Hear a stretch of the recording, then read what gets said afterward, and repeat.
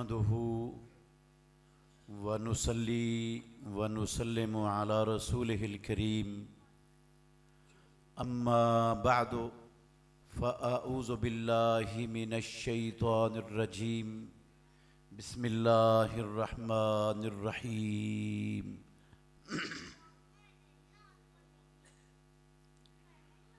فأما من ثقلت موازينه فهو في عيشة راضية وأما من خفت موازينه فأمه هاوية وما أدراك ما هي نار حامية۔ لیکن جس کی نیکیوں والا پلڑا بھاری ہو گیا وہ خوشی والی پسندیدہ زندگی میں ہوگا، اور لیکن جس کی نیکیوں والا پلڑا ہلکا ہو گیا اس کی ماں حاویہ ہے۔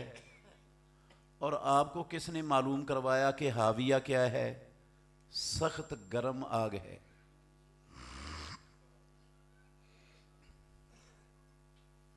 ہر قسم کی حمد و ثنا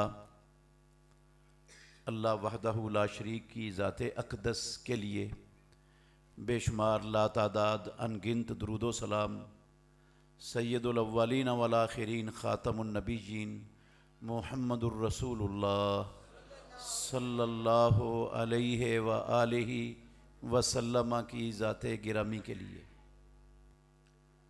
عزیز بھائیوں، قابل احترام بزرگوں، اور اگر کوئی میری مسلمان بہنیں سن رہی ہیں تو میری مسلمان بہنوں، ایک بڑا اہم اور نہایت خطرناک معاملہ آپ کو سمجھانا چاہتا ہوں،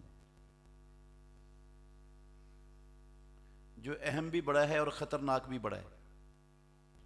اگر آپ توجہ سے سنو گے تو اللہ نفع بڑھا دے گا آپ کو، دنیا میں بھی اور آخرت میں بھی۔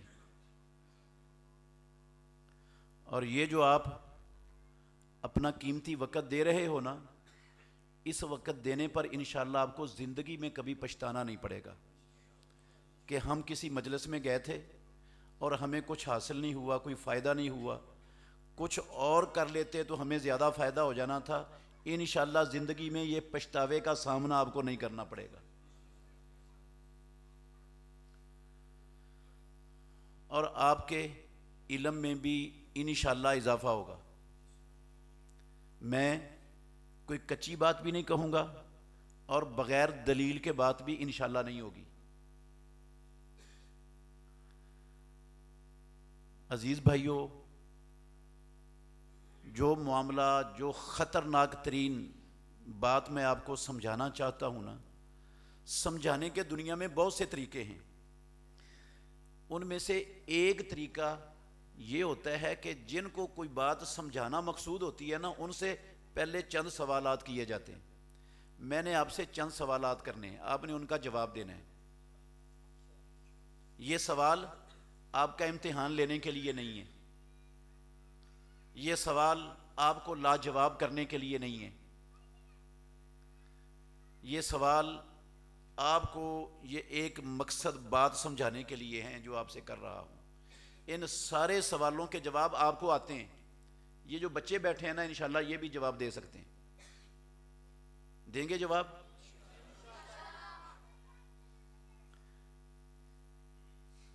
میرا پہلا سوال آپ لوگوں سے یہ ہے، ایک شخص مزدوری کرتا ہے، صبح سے لے کر شام تک 8 گھنٹے 10 گھنٹے 12 گھنٹے اوور ٹائم لگا کر وہ اپنی جان کھپاتا ہے، دیانتداری سے محنت کرتا ہے۔ شام کو جو اسے مزدوری ملتی ہے نا، اس مزدوری سے اس نے راشن خریدنا ہے اور اپنے گھر کا چولہا جا کر جلانا ہے۔ اس کے پاس اس مزدوری کے علاوہ آمدن کا کوئی ذریعہ نہیں ہے۔ بیوی بچے اس کے گھر میں منتظر ہیں، بھوکے ہیں، یہ راشن لے کر جائے گا تو چولہا جلے گا۔ یہ مزدور مزدوری کر کے مزدوری لیتا ہے اور اس کو جلتے ہوئے تندور میں پھینک کر جلا دیتا ہے، بیوی بچوں کے پاس کچھ لے کر نہیں جاتا۔ میرا سوال آپ لوگوں سے یہ ہے کہ آپ کی نظر میں، آپ کے علم کے مطابق، یہ بندہ، یہ مزدور اعلیٰ درجے کا عقل مند ہے یا درمیانی درجے کا عقل مند ہے یا معمولی سے ہلکے درجے کا عقل مند ہے؟ جواب اس کا آپ نے دینا ہے۔ ہاں؟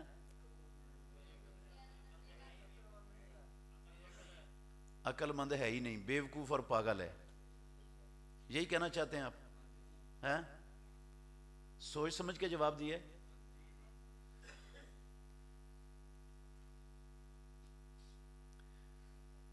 میرا دوسرا سوال آپ سے یہ ہے، ایک شخص ذمہ دار ہے، آپ میں سے کوئی ہے ذمہ دار کہ نہیں؟ ایک شخص ذمہ دار ہے، 10 ایکڑ یا 1 مربع اس کی زمین ہے، وہ اس کو کاشت کرتا ہے۔ آپ کو پتہ ہے کاشت پر کتنے اخراجات اٹھتے ہیں۔ وہ جب فصل اس کی تیار ہو جاتی ہے نا، کاٹنے کا وقت آتا ہے، بالکل تیار فصل کو تیلی لگا کے جلا کر پھونک کر راکھ کر دیتا ہے۔ یہ بندہ، اس کو آپ کیا سمجھتے ہیں، کس درجے کا ہے؟ ہاں؟ پاگل، بیوقوف، پہلے جتنا یا اس سے بڑا یا چھوٹا؟ ہاں؟ ایک جیسا نہیں ہے، اس سے بڑا ہے۔ کیوں اس سے بڑا کیوں ہے یہ؟ ہاں؟ اس نے نقصان زیادہ کیا ہے۔ وہ صرف 1 دن کی مزدوری جلاتا ہے، یہ 6 مہینے کا جو اس کے گھر کا راشن ہے اس کو جلا رہا ہے۔ ایک تیسرا بندہ ہے، اس کی شادی ہوئی ہے، اللہ نے 10 سال 12 سال اسے اولاد نہیں دی، 15 سال بعد بڑے اس نے علاج کروائے، ڈاکٹروں کے پاس، حکیموں کے پاس، ہومیوپیتھک کے پاس، عاملوں کے پاس، 15 سال بعد اللہ نے بیٹا دے دیا شادی کے۔ اس بیٹے کے پیدا ہوتے ہی اس کا گلا گھونٹ کے اس کو قتل کر دیتا ہے یہ شخص۔ اس بندے کے بارے میں آپ کا کیا خیال ہے؟ ہیں؟ یہ اس سے بھی بڑا پاگل اور بیوقوف ہے، اس لیے کہ وہ جو فصل جلا رہا ہے 6 مہینے بعد دوبارہ فصل آ جائے گی۔ اب پہلے اس کو بڑی مشکل سے اللہ نے اولاد دی ہے، بیٹا دیا ہے، دوبارہ پتہ نہیں اس کے مقدر میں ہے یا نہیں ہے، دوبارہ ملتا ہے یا نہیں ملتا۔ جو اس اولاد کی نعمت کو ضائع کرتا ہے وہ 6 مہینے والے سے زیادہ نقصان کر رہا ہے، اس لیے یہ اس سے بھی بڑا پاگل اور بیوقوف ہے۔ میرا ایک سوال آپ سے یہ ہے، ایک بندہ ساری زندگی تجارت کرتا ہے، زراعت کرتا ہے، ملازمت کرتا ہے، کمائی کرتا ہے، بیوی بچے اس کے کرائے کے مکان میں رہتے ہیں، وہ اپنا گھر بھی چلاتا ہے اور اپنی آمدن سے پیسے بچا کے گھر بنانے کے لیے بھی رکھتا ہے۔ آخر وہ کسی شہر کی اچھی سوسائٹی میں بڑا پلاٹ خریدتا ہے، 2-3 منزلہ عالی شان گھر بناتا ہے کروڑوں روپے خرچ کر کے، جو اس نے بچائے ہوئے ہیں اپنی پوری زندگی کمائی کے۔ اور جب وہ گھر مکمل ہو جاتا ہے، بجلی لگ جاتی ہے، گیس لگ جاتی ہے، اے سی لگ جاتے ہیں، سارا گھر کا ضروریات زندگی کا پورا سامان گھر میں آ جاتا ہے، اس نے بچوں کو لانا ہے گھر میں، اب نئے گھر میں۔ وہ بچوں کو لانے سے پہلے گھر کی چھت پہ چڑھتا ہے اور اوندے منہ کود کر خودکشی کر کے مر جاتا ہے۔ اس بندے کے بارے میں آپ کیا کہیں گے؟ ہاں؟ یہ ان سب سے بڑا پاگل اور بیوقوف ہے، یہی کہو گے؟ ہاں؟ یا کوئی اور جواب ہے؟ اس لیے یہ بڑا پاگل اور بیوقوف ہے کہ بیٹا جو رب 15 سال بعد دے سکتا ہے وہ 15 سال کے بعد بھی دینے پر قادر ہے، وہ دوبارہ بھی دے سکتا ہے، لیکن یہ جان جو اس نے تلف کی ہے، کیا رب یہ جان بھی دوبارہ دے گا؟ یہ زندگی میں 2 بار ملتی کہ 3 بار؟ یہ تو 1 بار ہی ملتی ہے، یہ تو بار بار نہیں ملتی۔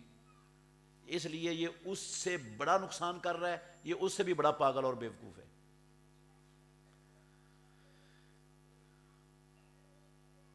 میرا آخری سوال آپ سے یہ ہے، دیانتداری سے بتانا، اللہ کے گھر میں بیٹھے ہو، یہ جو آپ نے جواب دیے یہ میرے کہنے پر جواب دیے ہیں یا آپ کے دل کی آواز ہے؟ سچ سچ بتانا ہے، دل کی آواز ہے؟ ہاں، تو پھر میرے بھائیوں، میں نے آپ کو پہلے کہا ہے میں بات کچی بھی نہیں کروں گا اور بغیر دلیل کے بھی نہیں کروں گا، اور فائدہ بڑا ہوگا اگر آپ غور سے سنو گے تو۔ ہم جتنے لوگ بیٹھے ہیں نا، صرف یہ نہیں، پاکستان کی 25 کروڑ عوام، یہ بھی نہیں، میں کہتا ہوں اللہ کی زمین پر، آسمان کے نیچے 2.25 ارب کے لگ بھگ لا الہ الا اللہ محمد الرسول اللہ پڑھنے والے مسلمانوں کی اکثریت ان سب سے بڑے پاگل اور بیوقوف ہیں، ہمارے سمیت۔ ہم بھی جو بیٹھے ہیں نا، یہ سارے، ناراض نہیں ہونا، یہ جو جان تلف کرتا ہے نا وہ ہلکے درجے کا پاگل اور بیوقوف ہے، اور ہم اس سے کھرب گنا بڑے پاگل اور بیوقوف ہیں سارے۔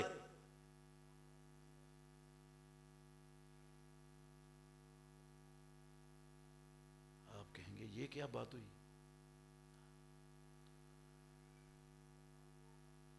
اور اگر میں یہ بھی کہہ دوں نا، مجھے حق کیا کہنے کا، میں کہہ سکتا ہوں، میرے پاس دلائل ہیں کہ دنیا میں کافروں سے بھی بڑے پاگل اور بیوقوف مسلمان ہیں آج کے۔ کافر بھی ان سے چھوٹے پاگل اور بیوقوف ہوں گے، مسلمان اللہ کی قسم کافروں سے بڑے پاگل اور بیوقوف ہیں۔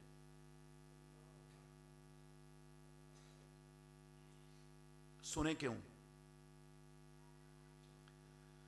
جو آیتیں میں نے پڑھی ہیں نا آپ کے سامنے، جن کا ترجمہ بھی آپ نے سنا ہے، یہ سورہ القاریہ کی آخری آیتیں ہیں، 30ویں پارے سے۔ کل میں نے اور آپ نے، ہم سب نے رب کے سامنے میدان معاشر میں پیش ہونا ہے،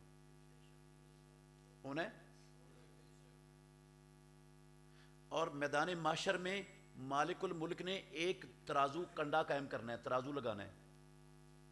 یقین ہے اس بات پر؟ وَنَضَعُ الْمَوَازِينَ الْقِسْطَ لِيَوْمِ الْقِيَامَةِ، ہم انصاف والا ترازو قیامت کے دن قائم کریں گے۔ وہ جو ترازو میدان محشر میں قائم ہونا ہے میرے محترم بھائیوں، وہ میرا اور آپ کا وزن تولنے کے لیے ہوگا کہ ہم نے کھا پی کے دنیا میں کتنا وزن بنایا تھا۔ ہم نے گھر میں کنڈے، ڈیجیٹل کنڈے رکھے ہوئے ہیں وزن تولنے کے لیے، اپنا ہفتے بعد تولتے ہیں کہ کم ہوا ہے، یا تو وہ کنڈا بھی ہمارا وزن تولنے کے لیے ہوگا۔ اچھا، میری اور آپ کی ڈگریاں تولنے کے لیے ہوگا وہ کنڈا کہ ہماری کس کی ڈگریاں زیادہ وزنی ہیں اور کس کی کم ہیں۔ ہماری دولت، ہمارے خزانے، ہماری جاگیریں، جائیدادیں اور جو ساز و سامان دنیا کا میں نے اور آپ نے بنایا ہے، کیا یہ تولا جائے گا اس کنڈے میں؟ کیا تولا جائے گا؟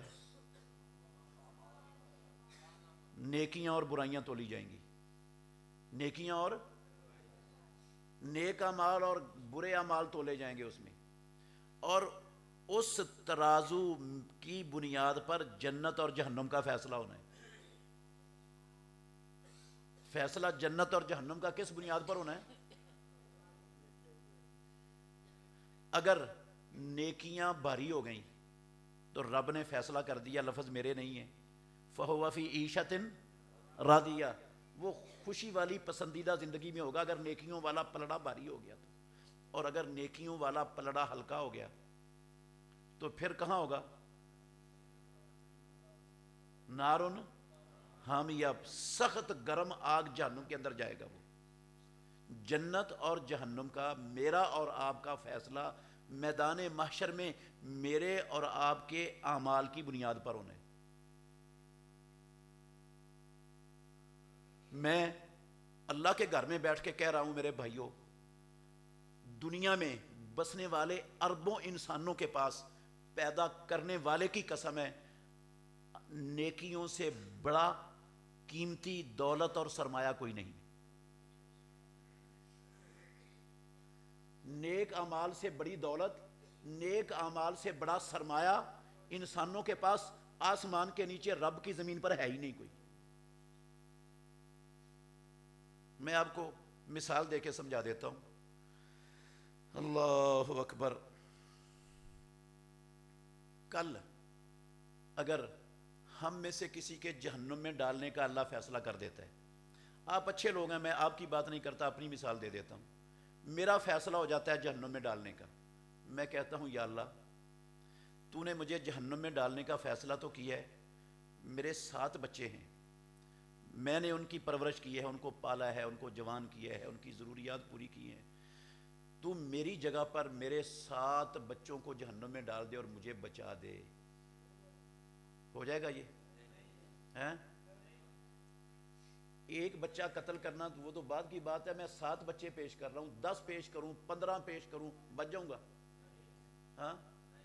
اور اگر میں کہوں یا اللہ تو نے مجھے جہنم میں ڈالنے کا فیصلہ تو کر لیا، میں ساری دنیا کی دولت فدیے میں دیتا ہوں، پاکستان کی نہیں، 10 ایکڑوں کی پیداوار نہیں، 10 مربوں کی پیداوار نہیں، ہاں، میں ساری دنیا کی دولت فدیے میں دیتا ہوں، یہ مجھ سے لے لے اور مجھے جہنم سے بچا دے، لے لے گا رب؟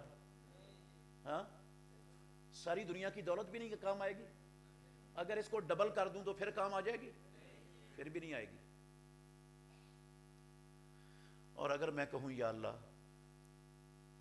میں اپنی جگہ پر اپنی پورا خاندان، سینکڑوں افراد، پوری برادری، ہزاروں افراد فدیے میں دیتا ہوں، ان ہزاروں جانوں کو جہنم میں ڈال دے، میری جگہ پر مجھے بچا دے، کیا بچ جاؤں گا؟ تو کیا معلوم ہوا اس سے کہ ساری دنیا کی دولت، ساری دنیا کی جانیں، ایک بچہ نہیں، اور میرے بھائیوں ایک جان نہیں، ہاں، یہ ہیچ ہے، یہ ہلکی چیزیں ہیں، جو ان کو ضائع کرتا ہے ہم اس کو کہتے ہیں یہ کیا ہے؟ پاگل اور بیوقوف ہے، ہم کہتے ہیں یہ ہمارے دل کی آواز ہے، اور جو نیکیوں کو ضائع کرے اس سے بڑا پاگل اور بیوقوف ہوگا کوئی؟ ہاں؟ اس سے بڑی دولت ہے کوئی؟ اور ہم سب جتنے لوگ بیٹھے ہیں، ناراض نہیں ہونا کسی نے، میں آپ کو نشانہ نہیں بنا رہا، اللہ کی قسم ساری امت، مسلمان امت کا رونا رونے لگا ہوں آپ کے سامنے، مسلمان امت کا رونا رونے آیا ہوں آپ کے سامنے میں۔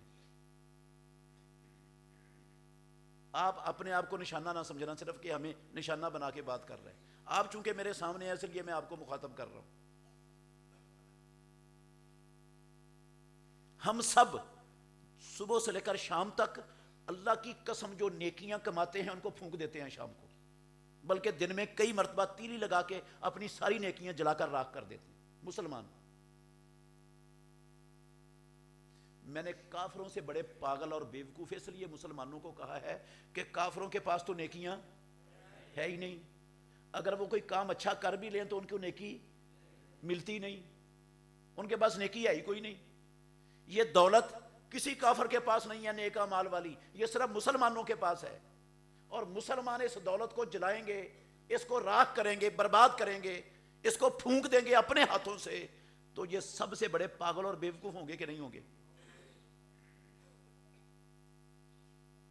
دیکھ لیں، ایک دلیل بھی آپ کو دے دیتا ہوں، آپ کہیں گے صرف مثال سے ٹرخا دی ہے، دلیل دوں گا انشاءاللہ۔ میں نے کہا کچی بات بغیر دلیل کے کوئی نہیں کہہ کے جاؤں گا انشاءاللہ۔ لمبی حدیث ہے، آپ نے کئی مرتبہ اپنے خطباء سے، علماء سے سنی ہے، میں ساری نہیں سنا رہا، صرف ایک جملہ اس کا پڑھنا ہے۔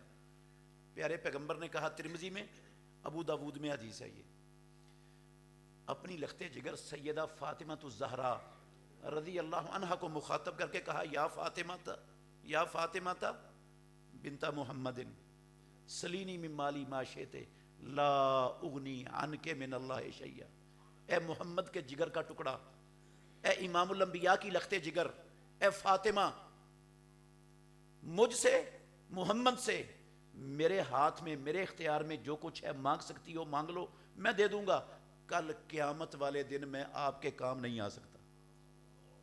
مت سمجھنا میں امام الانبیاء کی بیٹی ہوں، میں خاتم النبی جین کے جگر کا ٹکڑا ہوں، محمد مجھے پکڑ کر نبیوں کے امام اور سردار ہیں، جنت میں لے جائیں گے، میرا بازو پکڑ کے میں نہیں جنت میں لے جا سکتا، میں نہیں کام آؤں گا۔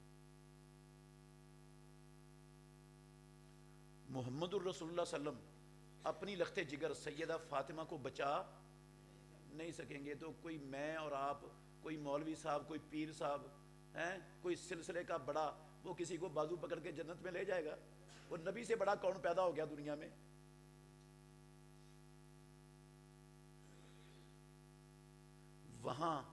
وہاں جہنم سے بچانے اور جنت میں لے جانے والی چیز کیا ہوگی؟ نیک اعمال۔ اس سے بڑی دولت، اس سے بڑا قیمتی سرمایہ اگر آپ کو کوئی معلوم ہے تو مجھے بتا دو کون سے؟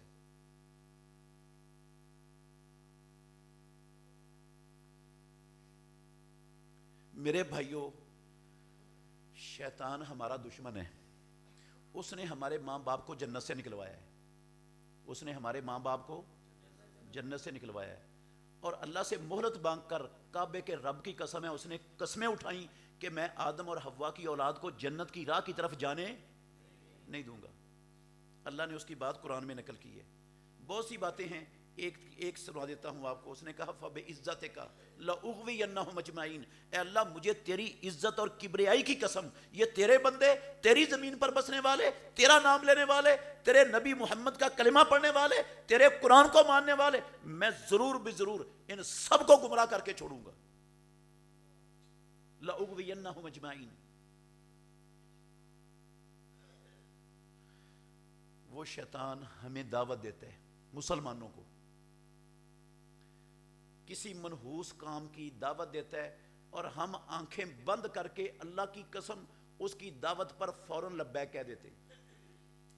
اللہ کی بات آتی ہے، اللہ کے رسول کی آتی ہے، ادھر سے سن کر ادھر سے نکال دیتے ہیں سارے مسلمان۔ میں مسلمانوں کی بات کر رہا ہوں۔ اللہ اور اس کے رسول کی بات ادھر سے سنتے ادھر سے نکال دے، ٹس مس بھی نہیں ہوتے۔ شیطان کی بات آتی ہے، فوراً ان کے سامنے سر جھک جاتا ہے، تسلیم خم ہو جاتا ہے۔ وہ شیطان ہم سے کچھ گندے کام کرواتا ہے اور ہم کرتے ہیں، اور وہ ایک ایک گندا کام اللہ کی قسم ایسا ہے جو میری اور آپ کی ساری زندگی کی نیکیوں کو سیکنڈ سے پہلے پھونک کر راکھ کر دیتا ہے۔ ان میں سے 2-3 عمل میں بتا کر اپنی بات ختم کر دوں گا انشاءاللہ، توجہ سے سنتے رہنا۔ ان میں سے ایک عمل ہے میرے بھائیو شرک۔ ایک عمل کیا ہے؟ کون سا عمل ہے؟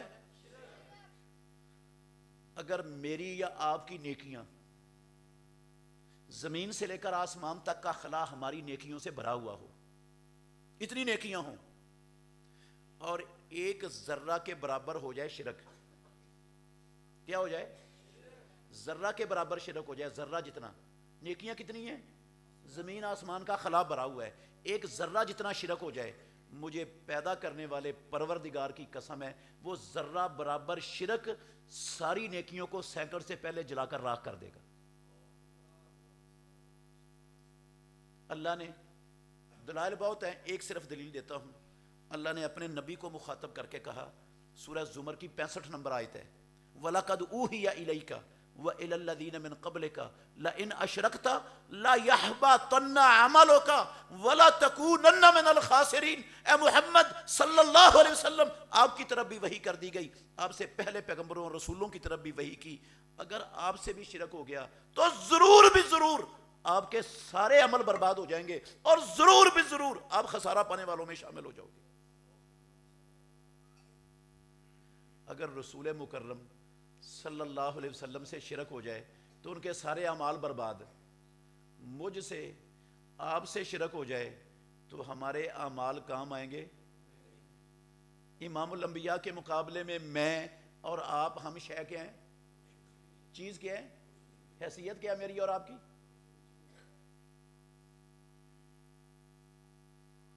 اور میرے بھائیوں، بڑے دکھ سے اللہ کی قسم کہنا چاہتا ہوں، آج پوری مسلمان امت پاؤں سے لے کر، پاؤں کے ناخنوں سے لے کر سر کے بالوں تک اللہ کی قسم شرک کی دلدل میں ڈوب چکی۔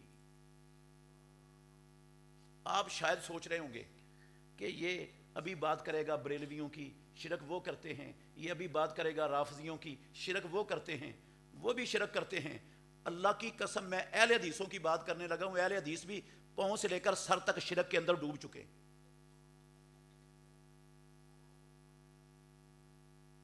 پاؤں کے ناخنوں سے لے کر سر کے بالوں تک اہل حدیث شرک کی دلدل میں ڈوبے ہوئے، اور ہمیں پتہ بھی نہیں ہم کیا کر رہے ہیں، ہو کیا رہا ہے، اور ہم سے کروا کون رہا ہے یہ کام۔ سنیں، جس طرح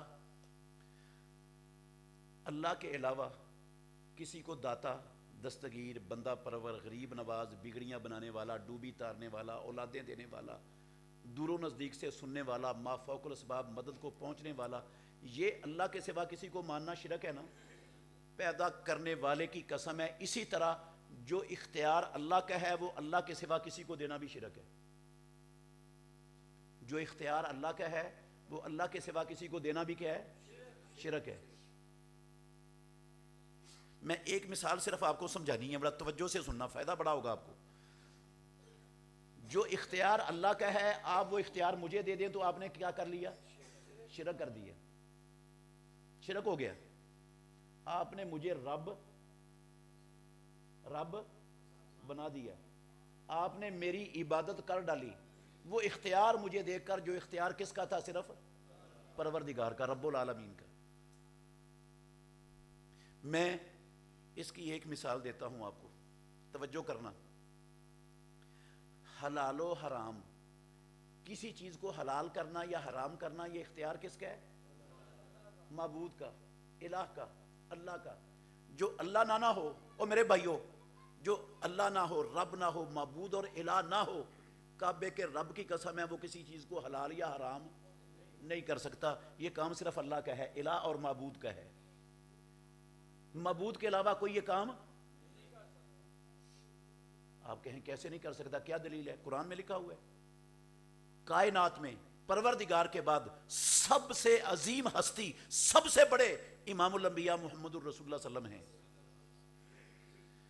انہوں نے قسم اٹھا لی کہ آج کے بعد شاید نہیں کھانا، نتیجہ کیا نکلا؟ اللہ نے قرآن اتار دیا، یا ایھا النبی لما تحرم ما احل اللہ لک، اے نبی محمد صلی اللہ علیہ وسلم آپ کیوں حرام کرتے ہو اس چیز کو جس کو اللہ نے آپ کے لیے حلال کیا؟ آپ کون ہوتے ہو اللہ کی حلال کردہ چیز کو حرام کرنے والے؟ آپ تو اللہ کے نبی ہو، رسول ہو، خاتم النبیین ہو، امام الانبیاء ہو، آپ اللہ نہیں ہو، معبود۔ یہ کام تو معبود کا ہے، آپ کون ہوتے ہو؟ قد فرض اللہ لکم تحلۃ ایمانکم، اللہ نے آپ پر فرض کر دیا، توڑو قسم، دو کفارہ، کھاؤ شہد۔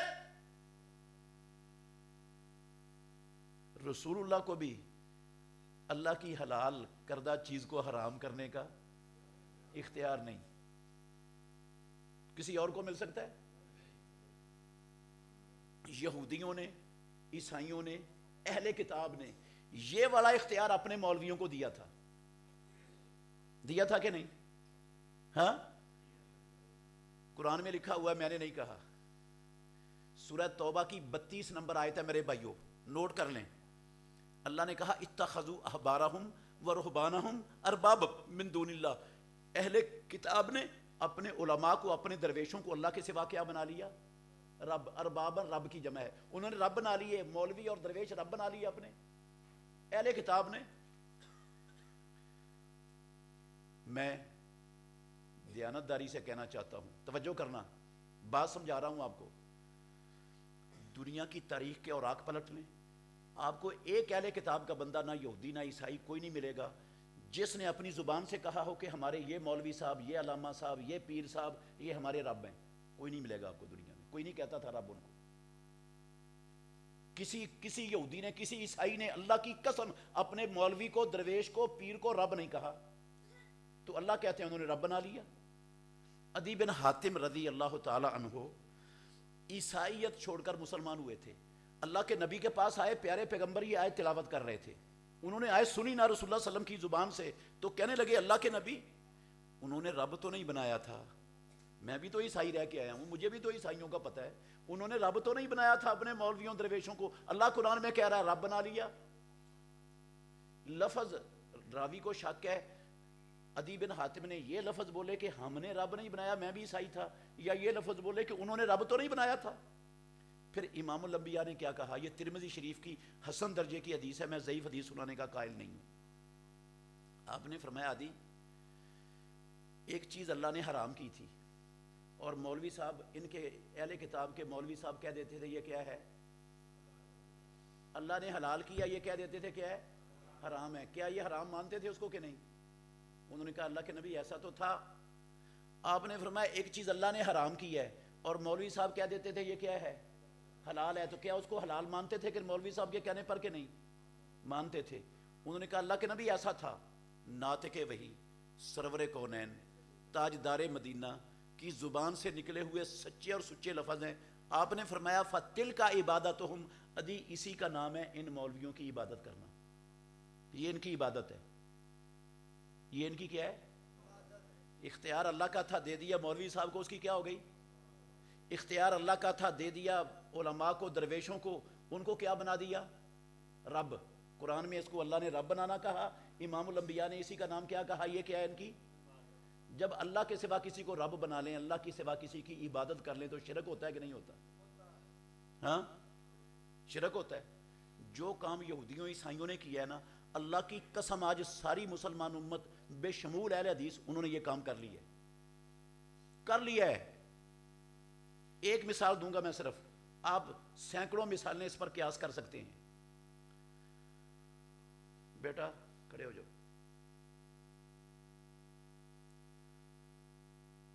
آپ نے یہ بتانا ہے کہ سود حلال ہوتا ہے یا حرام ہے؟ حرام؟ آپ بتاؤ بیٹا۔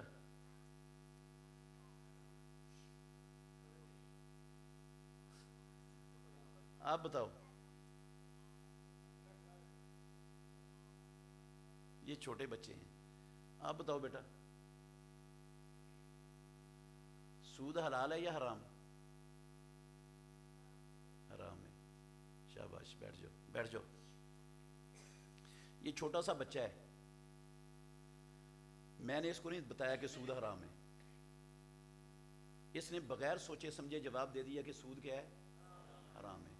اس کو کس نے حرام کیا ہے؟ اللہ نے۔ کہاں حرام کیا ہے؟ قرآن میں احل اللہ البیع وحرم الربا، اللہ نے تجارت کو حلال کیا، ربا کو، سود کو حرام کیا ہے۔ یہ کوئی سغرے کبرے ملا کے حرام کا نتیجہ نکالا ہے، یا صاف لفظ ہے کہ حرام ہے سود؟ صاف لفظ ہیں، آسمانوں والے رب نے صاف صاف کہا حرام ہے، اللہ نے حرام کیا ہے اس کو۔ اللہ کی قسم آج سارے مسلمانوں نے بے شمول اہل حدیث سود کو حلال مان لیا ہے۔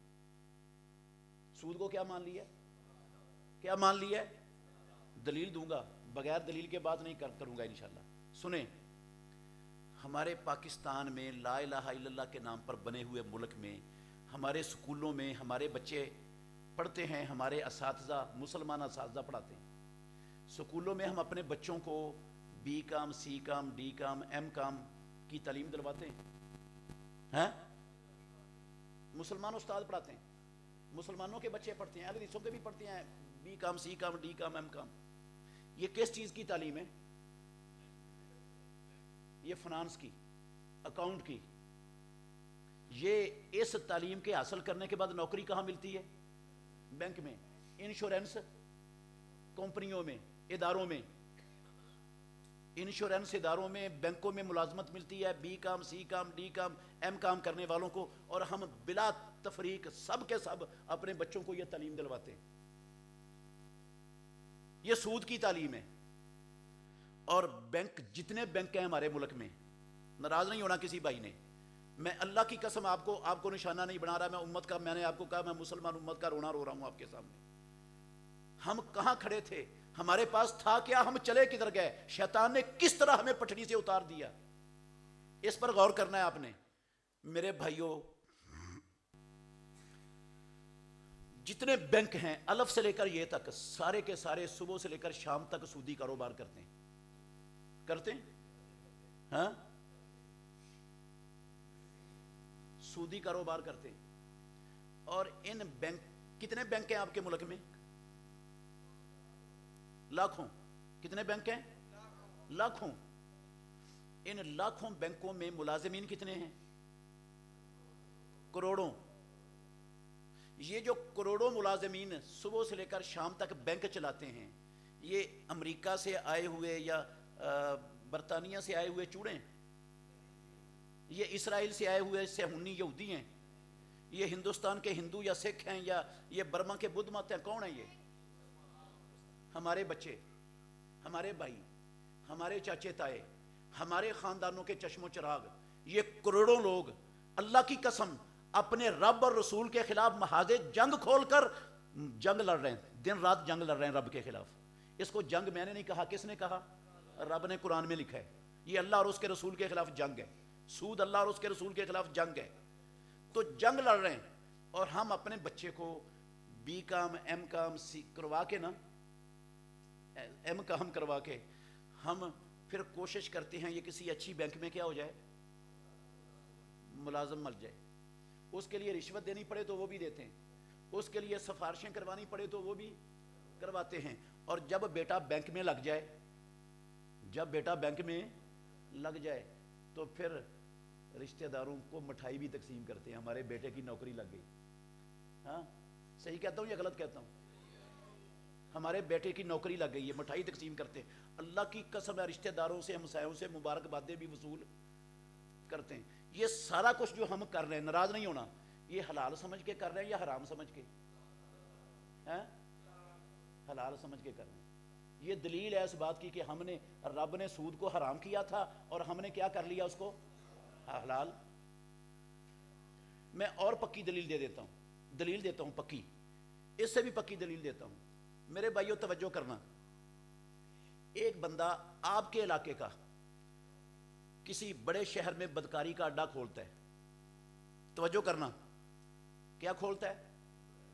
बदकारी के अड्डे खोलने की पाकिस्तान में इजाजत है कि नहीं? बड़े बड़े शहरों में बदकारी के अड्डे चलते हैं, चल रहे हैं, इजाजत है, लाइसेंस मिलता है उनको बाकायदा। बदकारी का अड्डा खोलता है, फैसलाबाद में लगा लो खोलता है वो अड्डा, और आपके मोहल्ले का बंदा है, आपके बच्चों को जानता है। एक बच्चे पर उसकी नज़र है जो बड़ा पढ़ा लिखा है आपके मोहल्ले का और बड़ा ज़हीन है, और उसके पास जो है ना वो लोगों को कायल करने का ज़बरदस्त मलका है। वो डीलिंग का कुदरती जो है ना सलाहियत का मालिक है। अल्लाह ने कुदरती तौर पर उसको डीलिंग की सलाहियत देकर पैदा की है। बाद बच्चे होते हैं ना, रब उनको कुदरती सलाहियतें दे देता है, वो कमाने से नहीं मिलती, कुदरती तौर पर रब ने दी होती। बड़ा माहिर है वो डीलिंग का, जो आता है उसको कायल कर लेता है, किसी को जाने नहीं देता। इसकी नजर इस बच्चे पर है, वो आपको कहता है, तवज्जो करना मेरी तरफ, वो आपको कहता है भाई आपका बच्चा बड़ा ज़हीन है, बड़ा डीलिंग का इमाम है, मास्टर है, मुझे ऐसा बच्चा चाहिए आपका अपना सेंटर चलाने के लिए, मैंने बदकारी का सेंटर खोला है, आप अपना बच्चा मुझे दे दो, मैं 50 लाख रुपया महाना इसको तनख्वाह दूंगा। अल्लाह के घर में बैठे हो, मुझे दयानतदारी से बताना, जिसके दिल में जरा बराबर गैरत है वो अपना बच्चा बदकारी का अड्डा चलाने के लिए भेजेगा? नहीं भेजेगा। क्यों? हाँ? हराम है, गंदा काम है, इसलिए नहीं भेजेंगे। तो फिर सुने, मेरे और आपके नबी ने कहा, मेरे भाइयों, मेरे लफ्ज नहीं, सुनन इब्न माजा की हदीस है, हसन दर्जे की हदीस है, आपने फरमाया दिरहम और रिबा अशद्दो मिन सित्ततिन व सलासीन ज़नियतिन। ओ मुसलमानों, कलिमा पढ़ने वालों, अहले हदीसों, सूद का एक दिरहम 36 मर्तबा मुंह काला करने से बदतर है। एक बंदा 36 मर्तबा बदकारी करता है, मुंह काला करता है 36 औरतों से, वो इतना संगीन मुजरिम नहीं है जितना संगीन मुजरिम एक दिरहम सूद का लेने और देने वाला है।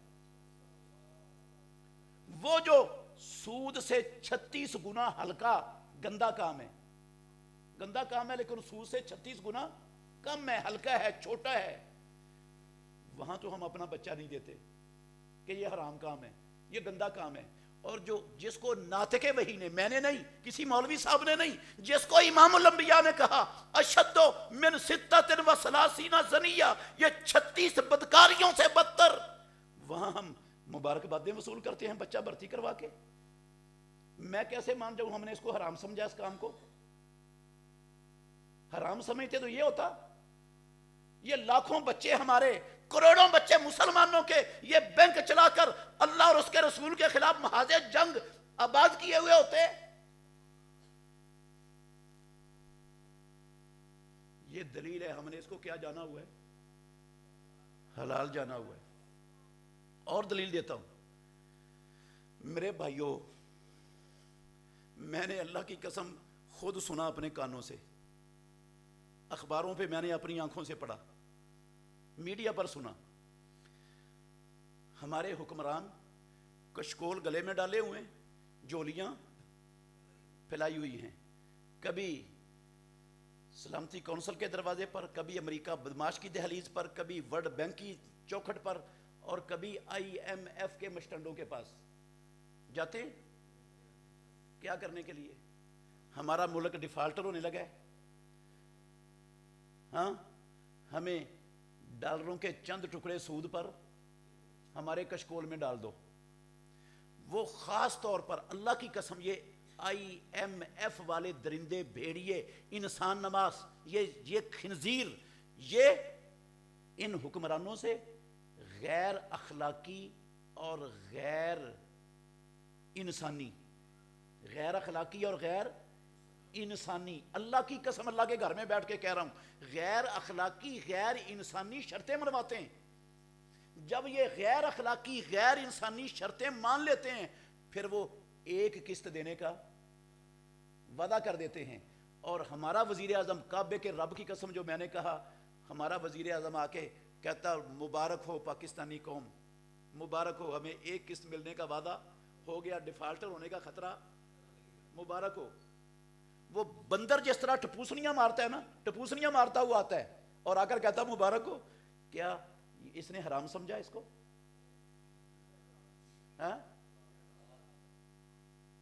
اچھا، ناراض نہیں ہونا میرے بھائیوں. جتنے لوگ ہیں ماشاءاللہ اہل حدیث، بڑے بڑے اچھے اہل حدیث، نمازی، پہلی صف کے، انہوں نے بینکوں سے سود پر قرضے اٹھائے ہوئے ہیں اپنے کاروبار چلانے کے لیے. کئیوں نے اپنے پیسے رکھے ہوئے ہیں سیونگ اکاؤنٹ میں اور سود لیتے ہیں. کئیوں نے اللہ کی قسم، اہل حدیث میں جانتا ہوں، اہل حدیث ہیں، پیسے رکھے ہوئے ہیں قومی بچت کے ادارے میں، اور وہ تجارت کے نام پر کیا لے رہے ہیں؟ سود کھا رہے ہیں. حرام سمجھ کے لے رہے ہیں، حلال سمجھا ہوا ہے. رب نے کیا کیا تھا؟ حرام. اور مسلمانوں نے کیا مان لیا؟ حلال. آپ مارکیٹ میں چلے جائیں، یہ بازاروں میں چلے جائیں، آپ کو خالی کوئی بندہ ملے گا جو سود کی غلاظت سے بچا ہوا ہو. اللہ کی قسم ہر کام میں سود داخل ہو چکا ہے، ہر کام میں سود داخل ہو چکا ہے. بل آپ کا لیٹ ہو جائے تو جو اوپر پلنٹی لگتی ہے وہ کیا ہوتا ہے؟ سود ہوتا ہے. وہ آپ کو سود دینا پڑتا ہے، دیتے ہیں آپ سود. یہ سارا کچھ دلیل ہے اس بات کی کہ رب نے حرام کیا تھا، ہم نے کیا مان لیا. تو جس چیز کو رب نے حرام کیا، ہم نے نفس کے کہنے پر یا شیطان کے کہنے پر یا بعض مولویوں کے کہنے پر کیا مان لیا اس کو؟ حلال. تو جن کے کہنے پر حلال مالا، ان کی عبادت ہو گئی کہ نہیں؟ ان کو رب بنا دیا کہ نہیں بنا دیا؟ یہ اختیار تو رب کا تھا یار، رب کے سوا کوئی حرام اس کو حلال کر ہی نہیں سکتا تھا. ہم نے اس کو حلال مان لیا کسی کے کہنے پر، تو عبادت اس کی کر کے شرک ہو گیا یا نہیں ہو گیا؟ اور شرک ہو جائے تو نیکیاں، نمازیں، روزے، حج، عمرے، زکاتیں، یہ محفل نعت اور یہ خطبے اور یہ سارا کچھ، یہ درس اور تقریریں کام آئیں گی؟ شے کیا ہوں میں اور آپ؟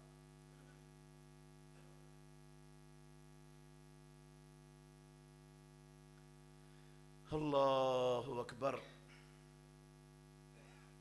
میرے محترم بھائیوں، غور کرنا، تھوڑی سی توجہ کرنا. میں تفصیل میں بھی جا سکتا ہوں لیکن وقت نہیں ہے میں آپ کو اتنی تفصیل سناؤں. آج کل اسلامی بینک کھل گئے. کیا کھل گئے؟ سنے آپ نے؟ اسلامی بینکوں کا نام سنا ہے؟ وہ دعویٰ کرتے ہیں ہم ربا فری بینک ہے، ہم ربا فری بینک ہے، ہم سودی لین دین نہیں کرتے، سود کو حرام سمجھتے ہیں.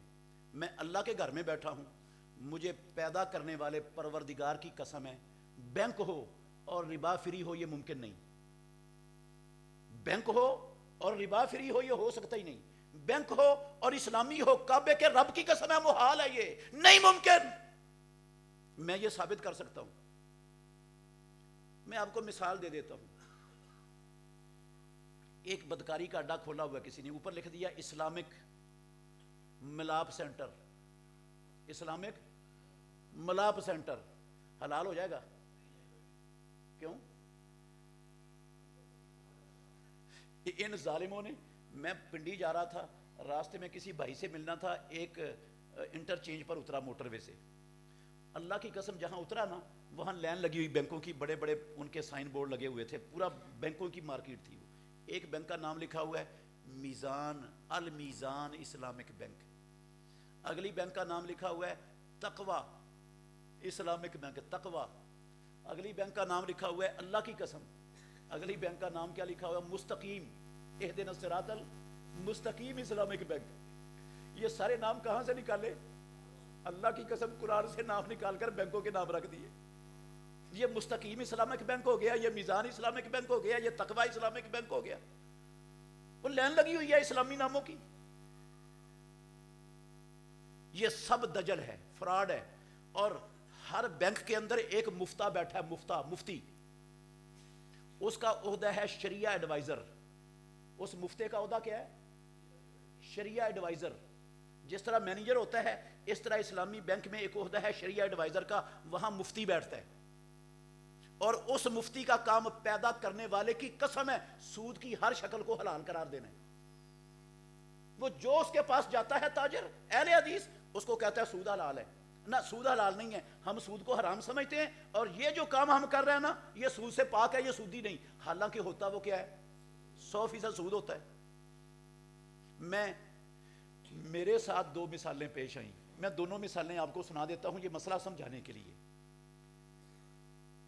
سننا چاہتے ہیں؟ میرے پاس نا ایک بندہ جمعہ پڑھتا تھا کبھی کبھی مرکز خیبر میں. میں نہیں اس کو جانتا تھا. ایک دن اس نے مجھ سے مسئلہ پوچھا، کہتا ہے میں چارٹرڈ اکاؤنٹنٹ کا ماہر ہوں، میں نے بڑے اچھے نمبروں میں چارٹرڈ اکاؤنٹنٹ کا امتحان پاس کیا ہے، اور میں بینکوں کی ملازمت کو حرام سمجھتا ہوں اور نہیں میں کرتا، یہ سود ہے، اللہ اور اللہ کے رسول کے خلاف جنگ ہے. کہتا ہے میرے پاس ربا فری اسلامک بینک والے آئے، ان کو پتا چلا کہ یہ بندہ بڑا پڑھا لکھا ہے. انہوں نے کہا آپ ہمارا بینک چلاؤ، ہم ربا سے پاک ہیں، سود سے پاک ہیں، تو ہم آپ کی خدمات لینا چاہتے ہیں، آپ ہمارا بینک چلائیں. اس نے مجھ سے مسئلہ پوچھا کہ میں اس بینک میں ملازمت اختیار کر لوں. میں نے اس کو تھوڑا پڑھا ہوا پہلے ہی تھا، وہ تھوڑی سی وضاحت کی نا، اللہ کی قسم اس کو سمجھ آ گئی. کہتا ساری سمجھ آ گئی مجھے، یہ بھی سود ہے. اس نے انکار کر دیا ان کو جا کر کہ بھئی میں آپ کی بینک میں ملازمت نہیں کرتا. انہوں نے کہا کیوں نہیں کرتا ہو؟ کہ آپ سودی کاروبار کرتے ہیں؟ انہوں نے کہا آپ کو کس نے کہا سودی کاروبار ہے؟ اس نے کہا میں نے کسی سے مسئلہ پوچھا، میں نے کسی سے. وہ جو مینیجر تھا نا وہ اور مفتی، انہوں نے اس کو کہا کہ جس سے آپ نے مسئلہ پوچھا ہماری ملاقات کروا دو، اس سے ہو جائے گی. اس نے مجھے فون کیا کہ آپ سے ملنا چاہتے ہیں. میں نے کہا ست بسم اللہ، میں بھی ملنا چاہتا ہوں، ان کو لے آئیں. وہ ان کو لے آیا. سننا میرے بھائیوں، یہ میرے ساتھ اللہ کی قسم واقعہ پیش آیا، میں وہ سنا رہا ہوں آپ کو. وہ آ گیا، کہتے ہیں آپ نے کہا ہے کہ یہ اسلامی بینک سودی بینک ہیں، یہ ربا سے پاک نہیں ہے. میں نے کہا بالکل میں نے کہا ہے. کہتا ہے ہم تو سود کو حرام سمجھتے ہیں، سود اللہ اور اس کے رسول کے خلاف جنگ ہے، سود تو بالکل جائز نہیں ہے، ہم ربا فری ہیں. میں نے کہا بھائی جان آپ کیسے ربا فری ہیں؟ آپ مجھے یہ بتائیں. آپ ہیں اسلامی بینک، آپ نے اسلامی نام رکھا ہے، اس کا مطلب ہے جنہوں نے اسلامی نام نہیں رکھا وہ کیا ہے؟ غیر اسلامی بینک. وہ غیر اسلامی بن گیا نا سارے دن کے اسلامی اصطلاح سے. میں نے کہا جو غیر اسلامی بینک ہیں وہ لوگوں کو 0 میٹر گاڑی دیتے ہیں قسطوں پر؟ بتائیں آپ. ہیں؟ دیتے ہیں. میں نے کہا آپ بھی دیتے ہیں؟ کہتے ہیں ہم بھی دیتے ہیں. میں نے کہا وہ بھی اصل قیمت سے زیادہ پیسے لیتے ہیں، آپ بھی اصل قیمت سے زیادہ پیسے لیتے ہیں؟ کہتا ہاں. میں نے کہا جو غیر اسلامی بینک ہیں وہ لوگوں کو گھر بنانے کے لیے ہاؤس فنانسنگ کے نام پر پیسے دیتے ہیں؟ کہتا دیتے ہیں. اور زیادہ پیسے وصول کرتے ہیں. میں نے کہا آپ بھی کرتے ہو؟ کہتا ہم بھی کرتے ہیں. میں نے کہا آپ میں اور ان میں فرق کیا ہے؟ کہتا ہے یہ فرق سمجھانے آئے ہیں ہم آپ کو, یہ فرق سمجھانے ہیں, اب فرق سمجھو. کہتا وہ جو لیتے ہیں نا غیر اسلامی بینک, زائد پیسے لیتے ہیں 0 میٹر گاڑی پر اور ہاؤس فنانس کی قیمت پر, وہ لیتے ہیں انٹرسٹ. وہ کیا لیتے ہیں؟ انٹرسٹ لیتے ہیں. اور انٹرسٹ کیا ہوتا ہے؟ سود کا نام ہے. اور جو ہم لیتے ہیں, ہم لیتے ہیں رینٹ. ہم کیا لیتے ہیں؟ وہ انٹرسٹ لیتے ہیں, ہم رینٹ لیتے ہیں. تو ہم تو سود نہیں لیتے, ہم تو رینٹ لیتے ہیں. میں نے کہا بھائی جان آپ رینٹ نہیں لیتے, آپ سود لیتے ہو. آپ دجل کرتے ہو, آپ سود لیتے ہو, آپ رینٹ نہیں لیتے. کہتا اچھا, یہ مثال دی اس نے, مفتی صاحب نے. کہتا اچھا یہ بتاؤ, یہ جتنے رینٹے کار والے دفتر کھول کر بیٹھے ہوئے ہیں, رینٹے موٹر سائیکل, رینٹے مکان, رینٹے دکان, یہ کاروبار کرتے ہیں لوگ, یہ سب سودی کاروبار کرتے ہیں؟ میں نے کہا نہیں بھائی جان, سودی کاروبار نہیں کرتے. رینٹ پر چیز لینا دینا, سواریاں لینا دینا اللہ کے نبی کی زندگی میں تھا. گھر زمینیں رینٹ پر لی دی جاتی تھی, یہ سود نہیں ہے. تو کہتا اب آپ نے کہہ دیا سود نہیں ہے, تو ہم بھی رینٹ لیتے ہیں, ہمارے کو آپ سود کیسے کہتے ہیں؟ میں نے کہا وہ رینٹ ہے, آپ کا رینٹ نہیں ہے, آپ کا سود ہے. بڑا غصہ اس کو چڑھا. کہتا ہے بینک آپ چلاتے ہیں یا ہم چلاتے ہیں؟ میں نے کہا بھائی جان بینک آپ چلاتے ہو, میں نہیں چلاتا.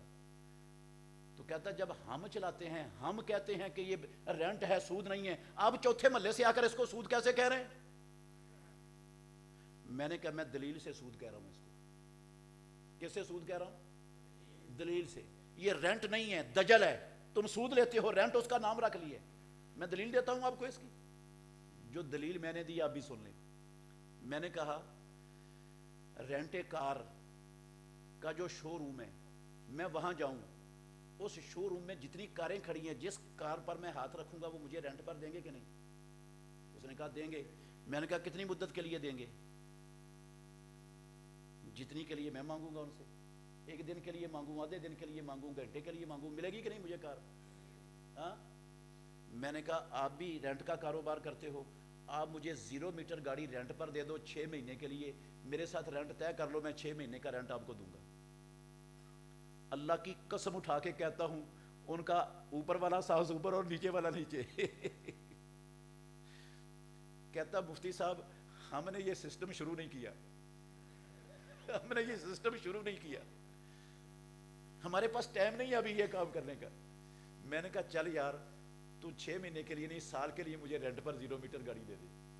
0 میٹر گاڑی کے مجھ سے کرایہ طے کر لے, میں دیتا ہوں 6 مہینے, سال کے لیے مجھے دے دے 0 میٹر گاڑی. کہتا نہیں ملتی. میں نے پھر آپ اس کو رینٹ کیوں کہتے ہو؟ یہ آپ کا اس کو رینٹ کہنا یہ دجل ہے, یہ فراڈ ہے, یہ دھوکہ ہے. آپ دجل کر کے جو سود کی غلاظت سے, لعنت سے, اپنے رب اور رسول کے خلاف جنگ کرنے سے بچنا چاہتے تھے, بدبختو تم نے ان کو سود کی غلاظت میں رب اور رسول کے خلاف لا کر مادے جنگ میں کھڑے کرنے کا ٹھیکہ اٹھا لیا. میں آپ کو کہہ دوں, خنزیر پکڑ کے لاؤں آپ کے سامنے, میں آپ کو کہوں یہ گائے کا بچہ ہے, دیکھو اس کے پاؤں گائے جیسے ہیں, اس کا جسم گائے جیسا ہے, ہیں کیا وہ گائے بن جائے گی میرے فتوے سے؟ ہاں, حلال ہو جائے گا وہ؟ بھئی اس کا نام آپ گائے رکھ لو, جو مرضی رکھ لو, اس نے خنزیری رہنا اور حرام ہی رہنا ہے. اس کا نام آپ رینٹ رکھ لو, وہ ہے تو سود, حرام ہے وہ. دوسرا جو قصہ میرے ساتھ پیش آیا, یہ میں اسلامی بینکوں کی حقیقت بتا رہا ہوں آپ کو. دوسرا قصہ جو میرے ساتھ پیش آیا, ہمارے ایک بھائی ہیں سلمان, یہ مندر گلی میں ان کی دکان ہے, زندہ ہیں, آپ ان کو مل سکتے ہو. ان کے جاننے والا ایک تاجر کراچی سے آیا ان کے پاس, جمعہ پڑھنے کے لیے وہ میرے پاس لے آئے ان کو. اس نے جمعہ پڑھا تو جمعہ پڑھنے کے بعد مجھ سے اس سلمان کی موجودگی میں, سلمان بھائی کی موجودگی میں پوچھا. اس تاجر نے کہتا میں کچھ مسائل پوچھنا چاہتا ہوں. میں نے کہا بھائی جان ضرور پوچھیں. اس نے مسائل پوچھے تو بیچ میں اسلامی بینکوں کا نام آ گیا. میں نے کہا بھائی جان اسلامی بینکیں نہیں ہیں, یہ سودی کاروبار کرتے ہیں, انہوں نے نام چینج کیے ہیں, صرف کچھ ٹرمیں چینج کی ہیں, کچھ چیزوں کے اندر تحریف کی ہے, یہ سارے کا سارا سودی کاروبار کرتے ہیں. وہ تاجر پوری داڑھی والا, اللہ کی قسم اہل حدیث, 5 وقت کا نمازی, کہتا مفتی صاحب آپ نے ان سے کاروبار کیا ہے؟ میں نے کہا بھائی جان میں نے نہیں کاروبار کیا. کہتا میں نے کاروبار کیا ہے, انہوں نے 1 روپیہ بھی سود کا مجھ سے نہیں لیا. آپ کیسے کہتے ہیں یہ سودی کاروبار کرتے ہیں؟ سننا میرے بھائیوں, توجہ کرنا, فائدہ بڑا ہوگا آپ کو. میں نے کہا بھائی جان آپ مجھے یہ بتائیں آپ نے کس بینک سے کاروبار کیا اور کیا کیا اور کیسے انہوں نے سود کا روپیہ نہیں آپ سے لیا؟ کہتا میں بتاتا ہوں. اس نے کہا میں فیکٹری کا مالک ہوں, کراچی میں میری ذاتی فیکٹری ہے, میرا نقصان ہو گیا اور میرے پاس سرمایہ سارا ہی ختم ہو گیا, فیکٹری میری بند ہو گئی. اب میرے پاس دوبارہ فیکٹری چلانے کے لیے پیسے نہیں تھے, میں نے الفلاح بینک کی اسلامی کھڑکی سے معاہدہ کیا. کس سے معاہدہ کیا؟ الفلاح بینک کی اسلامی کھڑکی. یہ اسلامی کھڑکی کا بھی تھوڑا سا مسئلہ میں آپ کو سمجھا دوں. یہ جب اسلامی بینک بنے نا تو یہ جو دوسرے بینک تھے ان سب کو خطرہ پڑ گیا. ان سب کو خطرہ پڑ گیا کیا کہ لوگ ہماری بینکوں سے پیسے نکلوا کر ادھر لے جائیں گے, کیونکہ لوگوں کے اندر کچھ نہ کچھ تو ہے نا دین, کچھ نہ کچھ تو غیرت ہے نا, تو یہ ہمارے بینک جو ہے نا وہ فیل ہو جائیں گے. انہوں نے اپنے بینکوں کو بچانے کے لیے انہوں نے دیکھا ان کے کاروبار بھی سود ہے, ہمارے کاروبار بھی سود ہے, انہوں نے نام بدلیں تو ہم بھی نام بدل کے ہم اپنی ہر بینک میں اسلامی کھڑکی کھول لیتے. ہر بینک نے, الفلاح بینک نے, حبیب بینک نے اسلامی کھڑکیاں کھول کر انہوں نے کہا ہم بھی اسلامی کاروبار کرتے ہیں, ہم بھی ربا فری کام کرتے ہیں. انہوں نے بھی وہ کام شروع کر دیا. کہتا ہے میں نے الفلاح بینک کی اسلامی کھڑکی سے معاہدہ کیا, انہوں نے میری مطلوبہ قیمت کا خام مال میری فیکٹری میں ڈال دیا. معاہدہ تحریر ہو گیا اور یہ طے پا گیا کہ 3 سالوں میں ان قسطوں کے ساتھ میں نے یہ قرض ان کو کیا کرنا ہے, میں نے یہ پیسے ان کو واپس کرنے ہیں بینک کو, الفلاح بینک کو. کہتا انہوں نے خام مال ڈالا, میں نے فیکٹری چلا دی, کام شروع ہو گیا. اللہ کا کرنا ایسا ہوا وہ سارے کا سارا مال دوبارہ برباد ہو گیا, نقصان میں چلا گیا. جو پیسے بینک نے ڈالے تھے نا سارے ہی تباہ ہو گئے, کچھ بھی نہیں بچا. کہتا بینک والوں کو بھی پتہ چلا کہ اس کا دوبارہ نقصان ہو گیا, سارا اس کا ختم ہو گیا. کہتا انہوں نے نہ مجھ پر پریشر ڈالا, نہ مجھ پر کوئی دباؤ ڈالا, نہ مجھے پریشان کیا. جو قسطیں طے تھی نا ماہانہ, جتنے پیسوں کا انہوں نے خام مال ڈالا تھا اتنے پیسوں کا 1 روپیہ بھی اس سے انہوں نے مجھے زیادہ وصول نہیں کیا, اتنے ہی پیسے لیے جتنے انہوں نے 3 سال پہلے مجھے دیے تھے, 1 روپیہ بھی زیادہ نہیں لیا. میں نے کہا بھائی جان یہ تو 100% سودی کاروبار تھا, یہ تو اسلامی کاروبار ہے ہی نہیں, آپ اس کو کیسے اسلامی کاروبار سمجھ رہے ہیں؟ اب اس کے کان کھڑے ہو گئے, اہل حدیث تھا, نمازی تھا, کان کھڑے ہو گئے. کہتا ہے یہ کیسے سودی کاروبار؟ میں نے کہا اسلام اس کو کہتا ہے مزاربت. کہتا ہاں وہ مفتی صاحب جو الفلاح بینک کی اسلامی کھڑکی میں بیٹھے تھے وہ بھی کہتے تھے مزاربت, وہ بھی کہتے تھے یہ مزاربت ہے. تو میں نے کہا مزاربت کا پتہ ہے آپ کو کیا ہے؟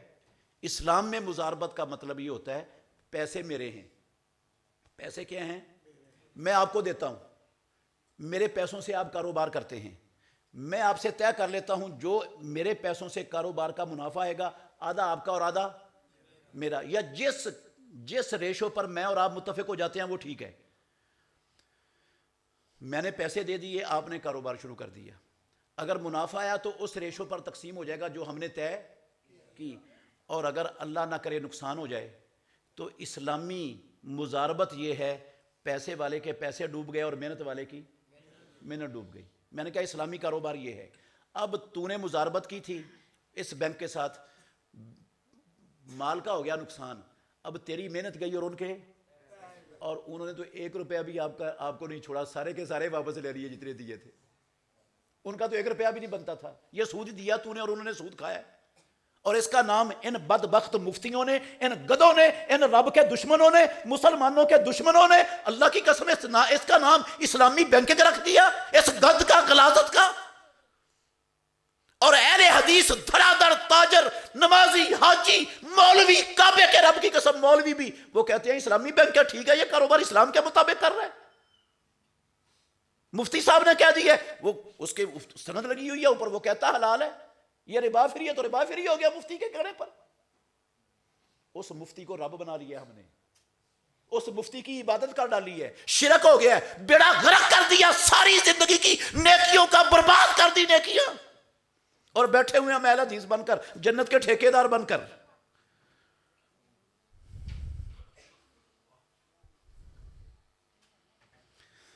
اللہ اکبر۔ دوسرا ایک گندا عمل بتانے لگا ہوں میرے بھائیوں، صحیح بخاری کی حدیث ہے، ناراض نہیں ہونا کسی نے، میں آپ کی بات نہیں کر رہا، ساری مسلمان امت کا رونا رو رہا ہوں۔ صحیح بخاری میں حدیث ہے، بریدہ بن حسیب اسلمی رضی اللہ تعالیٰ عنہ کہتے ہیں رسول مکرم صلی اللہ علیہ وسلم نے فرمایا، من فاتت ہو صلاۃ العصر فقد حبط عملو، جس بندے کی عصر کی نماز فوت ہو گئی اس کے عمل برباد ہو گئے۔ صحیح بخاری اصح الکتب بعد کتاب اللہ، رب کی زمین پر آسمان کے نیچے قرآن کے بعد اللہ کی قسم امت محمد کی سب سے صحیح ترین کتاب صحیح بخاری، اس میں مدینے والے امام کی زبان سے نکلے ہوئے 100% سچے اور سچے لفظ، جس کی عصر کی نماز فوت ہو گئی اس کے عمل برباد ہو گئے، فقد حبط عملو، یقیناً اس کے عمل برباد ہو گئے۔ ناراض نہیں ہونا، دیانتداری سے بتائیں، ہمارے معاشرے میں، ہمارے خاندانوں میں، ہمارے حلقہ اثر میں کتنے لوگ ہیں جن کی روزانہ عصر کی نماز فوت ہوتی؟ ہاں ہاں۔ اور میں دکھ سے کہنا چاہتا ہوں یہ بات، اللہ کی قسم ہمارے خاندانوں میں، معاشروں میں، مارکیٹوں میں، بستیوں میں، آبادیوں میں بھرے پڑے ہیں ایسے لوگ، بھرا پڑا ہے جن کی صرف عصر کی نہیں روزانہ 5 نمازیں فوت ہوتی ہیں۔ جس کی ایک عصر کی نماز فوت ہو گئی تو اس کے عمل باطل ہو گئے، تو جس کی روزانہ 5 نمازیں فوت ہوتی، ہاں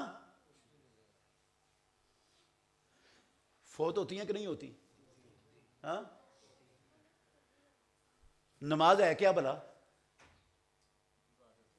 تھوڑا سا غور کرنا، تھوڑا سا معمولی سا غور کرنا میرے بھائیوں۔ اللہ نے محمد الرسول اللہ صلی اللہ علیہ وسلم کو 7 آسمانوں سے اوپر سدرۃ المنتہا پر بلایا۔ او میرے بھائیوں توجہ کرنا، رسول اللہ کو سدرۃ المنتہا پر 7 آسمانوں سے اوپر بلا کر اللہ نے 5 نمازیں دی، 5 نمازیں دی۔ سدرۃ المنتہا سے واپس، او میرے بھائیوں، او بزرگوں، او اللہ کے بندو، سدرۃ المنتہا سے واپس مکے میں قدم رکھنے سے لے کر، مجھے پروردگار کی قسم ہے آخری دم تک محمد الرسول اللہ صلی اللہ علیہ وسلم کی ایک نماز ضائع نہیں ہوئی، ساری زندگی ایک نماز نہیں ضائع ہوئی، ایک نماز امام الانبیاء کی، اس ہستی کی جس کی اللہ نے ساری کمیاں کوتاہیاں معاف کی ہوئی، اس ہستی کی جس کے ساتھ رب کا مقام محمود کا، مقام وسیلہ کا وعدہ ہے، جس کی سفارش سے جہنم کے اندر گرے ہوئے لوگوں کو جہنم سے نکال کر جنت میں بھیجا جائے گا، اس نبی کی اللہ کی قسم ساری نبوی زندگی واپسی سے لے کر آخر دم تک ایک نماز ضائع نہیں ہوئی۔ اور ہماری کتنی نمازیں عمر میں ضائع ہو گئی، اور روزانہ کتنی ضائع ہوتی ہیں؟ اور صرف نماز ضائع کی بات نہیں کر رہا، اللہ نے 5 نمازیں نہیں فرض کی اکیلی، 5 نمازوں کو اللہ نے مسلمانوں پر باجماعت فرض کی ہے۔ کیا فرض کی ہے؟ کیا فرض کی ہے؟ باجماعت۔ ورکعوا مع الراکعین، حکم ہے اللہ کا قرآن مجید میں، ورکعوا مع الراکعین۔ بیمار ہو گئے امام الانبیاء، توجہ کرنا، بیمار ہو گئے رسول مکرم صلی اللہ علیہ وسلم۔ او میرے بھائیوں، شدید تکلیف ہے امام الانبیاء کو، شدید تکلیف۔ صحیح بخاری کتاب الاذان کی حدیث کا آخری لفظوں کا ترجمہ کرنے لگا ہوں۔ شدید تکلیف، تکلیف کی شدت سے بے ہوش ہو گئے، تکلیف کی شدت سے بے ہوش ہو گئے، بے ہوش پڑے ہوئے ہیں۔ کچھ دیر گزرنے کے بعد ہوش آیا تو پیارے پیغمبر نے ہوش آتے ہی سب سے پہلے آپ کی زبان پر یہ لفظ تھے، اصلی الناس، کیا لوگوں نے نماز پڑھ لی؟ اصلی الناس، کیا نماز پڑھ لی لوگوں نے؟ ہماری ماں نے کہا لا ہم ینتظرون، کا نہیں اللہ کے نبی لوگ آپ کا انتظار کر رہے ہیں۔ آپ نے کہا پانی لاؤ، ترجمہ کر رہا ہوں صحیح بخاری کے لفظوں کا، ابھی دکھا سکتا ہوں آپ کو حدیث۔ پانی کا ٹب لایا گیا، آپ اٹھ کر بیٹھ گئے، آپ نے ٹب سے پانی لے کر غسل کیا، غسل کر کے نماز کے لیے کھڑے ہوئے، دوبارہ بے ہوشی طاری ہوئی، پھر گر پڑے، بے ہوش ہو کر پھر گر پڑے، پھر بے ہوش پڑے ہوئے۔ کچھ دیر گزرنے کے بعد دوبارہ ہوش آیا، پھر پوچھا اصلی الناس، کیا لوگوں نے نماز پڑھ لی؟ کیا جماعت ہو گئی؟ جواب ملا نہیں اللہ کے نبی آپ کا انتظار ہو رہا ہے، نہیں پڑھی۔ اللہ کی قسم لفظ ہیں بخاری کے، دوبارہ پانی منگوایا، پھر غسل کیا، غسل کر کے نماز کے لیے اٹھے، تیسری مرتبہ بے ہوشی طاری ہوئی، پھر گر پڑے۔ آپ اللہ کے گھر میں بیٹھے ہو، دیانتداری سے مجھے بتانا میرے بھائیوں، معمولی تکلیف سے انسان بے ہوش ہوتا ہے؟ کب بے ہوش ہوتا ہے؟ جب تکلیف شدید ہو، برداشت سے زیادہ ہو جائے۔ اللہ کے نبی کو شدید ترین تکلیف تھی، بار بار بے ہوشی طاری ہو رہی تھی، اور اس حالت میں فکر کس چیز کی تھی؟ نہیں، ناقص ہے جواب آپ کا۔ فکر کس چیز کی تھی آپ کو؟ فکر تھی باجماعت نماز کی۔ فکر کس کی تھی؟ باجماعت نماز کی۔ جماعت ہو گئی کہ نہیں یہ پوچھ رہے تھے آپ، یہ نہیں پوچھ رہے تھے کہ نماز کا ٹائم ہے یا نہیں، یہ پوچھ رہے تھے جماعت ہو گئی کہ نہیں، جماعت کی فکر۔ اور میں قسم اٹھا کے کہتا ہوں میرے بھائیوں، او مسلمانوں، او اللہ کے بندوں، او اہل حدیثوں، جب سے محمد الرسول اللہ صلی اللہ علیہ وسلم پر اللہ نے باجماعت نماز فرض کی ہے، کعبے کے رب کی قسم ہے، اس وقت سے لے کر آخر جب تک آپ دو لوگوں کے سہارے سے مسجد میں جا سکتے تھے، بغیر جماعت کے ایک نماز بھی نہیں پڑھی آپ نے ساری زندگی۔ ایک نماز دکھا دو بغیر جماعت کے، جب تک۔ اسی حدیث میں لفظ ہیں آگے، جب تیسری مرتبہ بے ہوشی کے بعد ہوش آیا نا، تو عائشہ صدیقہ رضی اللہ عنہ بیان کرتی ہیں کہ رسول اللہ صلی اللہ علیہ وسلم نے محسوس کیا کہ میرے جسم میں تکلیف کی شدت پہلے سے کم ہے۔ او بچہ، او بیٹا، خاموش، چپ بیٹا، توجہ سے سنو۔ اللہ کے نبی نے محسوس کیا میرے جسم میں تکلیف کی شدت پہلے سے کم ہے، آپ نے کہا مجھے مسجد میں لے جاؤ۔ صحیح بخاری کے لفظوں کا ترجمہ کر رہا ہوں۔ عائشہ صدیقہ کہتی ہیں ایک کندھے کو امام الانبیاء کے ایک کندھے کو حضرت عباس رضی اللہ عنہ نے سہارا دیا، دوسرے کندھے کو حضرت علی رضی اللہ عنہ نے سہارا دیا، اور آپ کو دونوں کندھوں کا سہارا دے کر کہاں لے جا رہے ہیں؟ مسجد میں۔ اللہ کی قسم یہ لفظ ہیں، رسول اللہ صلی اللہ علیہ وسلم کے دونوں پاؤں زمین پر مسلسل گھسٹتے جا رہے ہیں اور زمین پر لینیں بنتی جا رہی ہیں۔ اتنی سخت نہیں تھی خاتم النبیین کے جسم اطہر میں اپنا پاؤں خود اٹھا کر آگے رکھ سکتے، دو بندوں کے سہارے کے باوجود گھسٹتے ہوئے پاؤں لے کے باجماعت نماز کے لیے مسجد میں پہنچ رہے۔ جب تک یہ کیفیت تھی، ایک جماعت اللہ کے نبی نے ایک نماز بغیر جماعت کے پڑھی ہو مجھے دکھا دو لا کر، منہ مانگا انعام دوں گا اس کو جو دکھائے گا مجھے۔ آخری جو دن تھے اللہ کے نبی کے، 1.5 دن 2 دن، جب دو لوگوں کے سہارے سے گھسٹتے ہوئے پاؤں لے کر بھی مسجد میں نہیں نہ آ سکتے تھے، وہ نمازیں آپ نے گھر میں پڑھی۔ یار جس نبی کا میں نے اور آپ نے کلمہ پڑھا، نہ اس نے زندگی میں ایک نماز ضائع کی، نہ ایک جماعت چھوڑی، اور میری روزانہ کئی نمازیں ضائع ہوں اور کئی جماعتیں ضائع ہوں، چند دنیا کی ٹکے ٹکے کی مصروفیتوں کی خاطر میرا نبی سے تعلق کیا ہے؟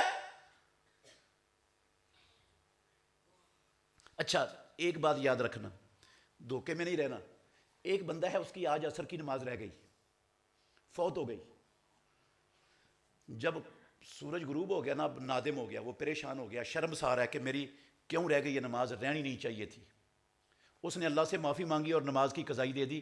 یہ حدیث اس ایسے بندے کے لیے نہیں ہے کہ اس کے اعمال کیا ہو گئے، یہ اس بندے کے لیے نہیں ہے۔ یہ کس بندے کے لیے ہے؟ جس کی روزانہ یا اکثر نماز رہتی ہے اور اس کے کان پر جوں تک وہ ٹس سے مس بھی نہیں ہوتا، اس کو احساس بھی نہیں ہوتا میں نے کوئی گناہ کیا ہے۔ ہیں ایسی اکثریت ہمارے معاشرے میں کہ نہیں؟ اچھا یہ جو اللہ کے نبی کے لفظ ہیں، بخاری شریف کی حدیث ہے، اس کے عمل برباد ہو گئے۔ اب یہ جو اپنے عمل عصر کی نماز ضائع کر کے برباد کر رہا ہے، یہ عقل مند ہے یا پاگل اور بیوقوف ہے؟ اس سے بڑا پاگل اور بیوقوف کون ہے دنیا میں؟ ہاں، یہ وہ دولت اور وہ سرمایہ ضائع کر رہا ہے جس سرمایہ نے اس کو جہنم سے بچا کر جنت میں لے جانا تھا۔ اب اس کو بھی دل سے کہو کہ یہ ہمارے دل کی آواز ہے، یہ سارے پاگل اور بیوقوف ہیں جو یہ کام کرتے ہیں۔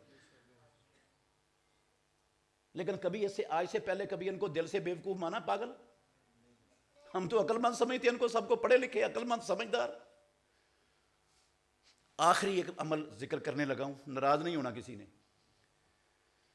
میرے بھائیوں بہت سی چیزیں ہیں، میں سب کو چھوڑ رہا ہوں۔ شرک ہو گیا، نبی کی آواز سے اونچی آواز ہونے سے بھی عمل ضائع ہو جاتے ہیں، قرآن میں لکھا ہوا ہے، سورہ حجرات کی 2 نمبر آیت ہے۔ وہ کیسے ہوتی ہے وہ الگ مسئلہ موضوع ہے، بات لمبی ہو جائے گی، اس لیے میں نہیں بتا رہا۔ عصر کی نماز فوت ہو گئی، عمل ضائع ہو گئے۔ بندہ توبہ کر لے، پکی سچی توبہ کر لے. اب شرک سے، عصر کی نماز فوت ہونے سے، نبی کی آواز سے آواز اونچی ہونے سے اگر عمل ضائع ہو گیا، توبہ کرنے سے اللہ معاف کر دے گا.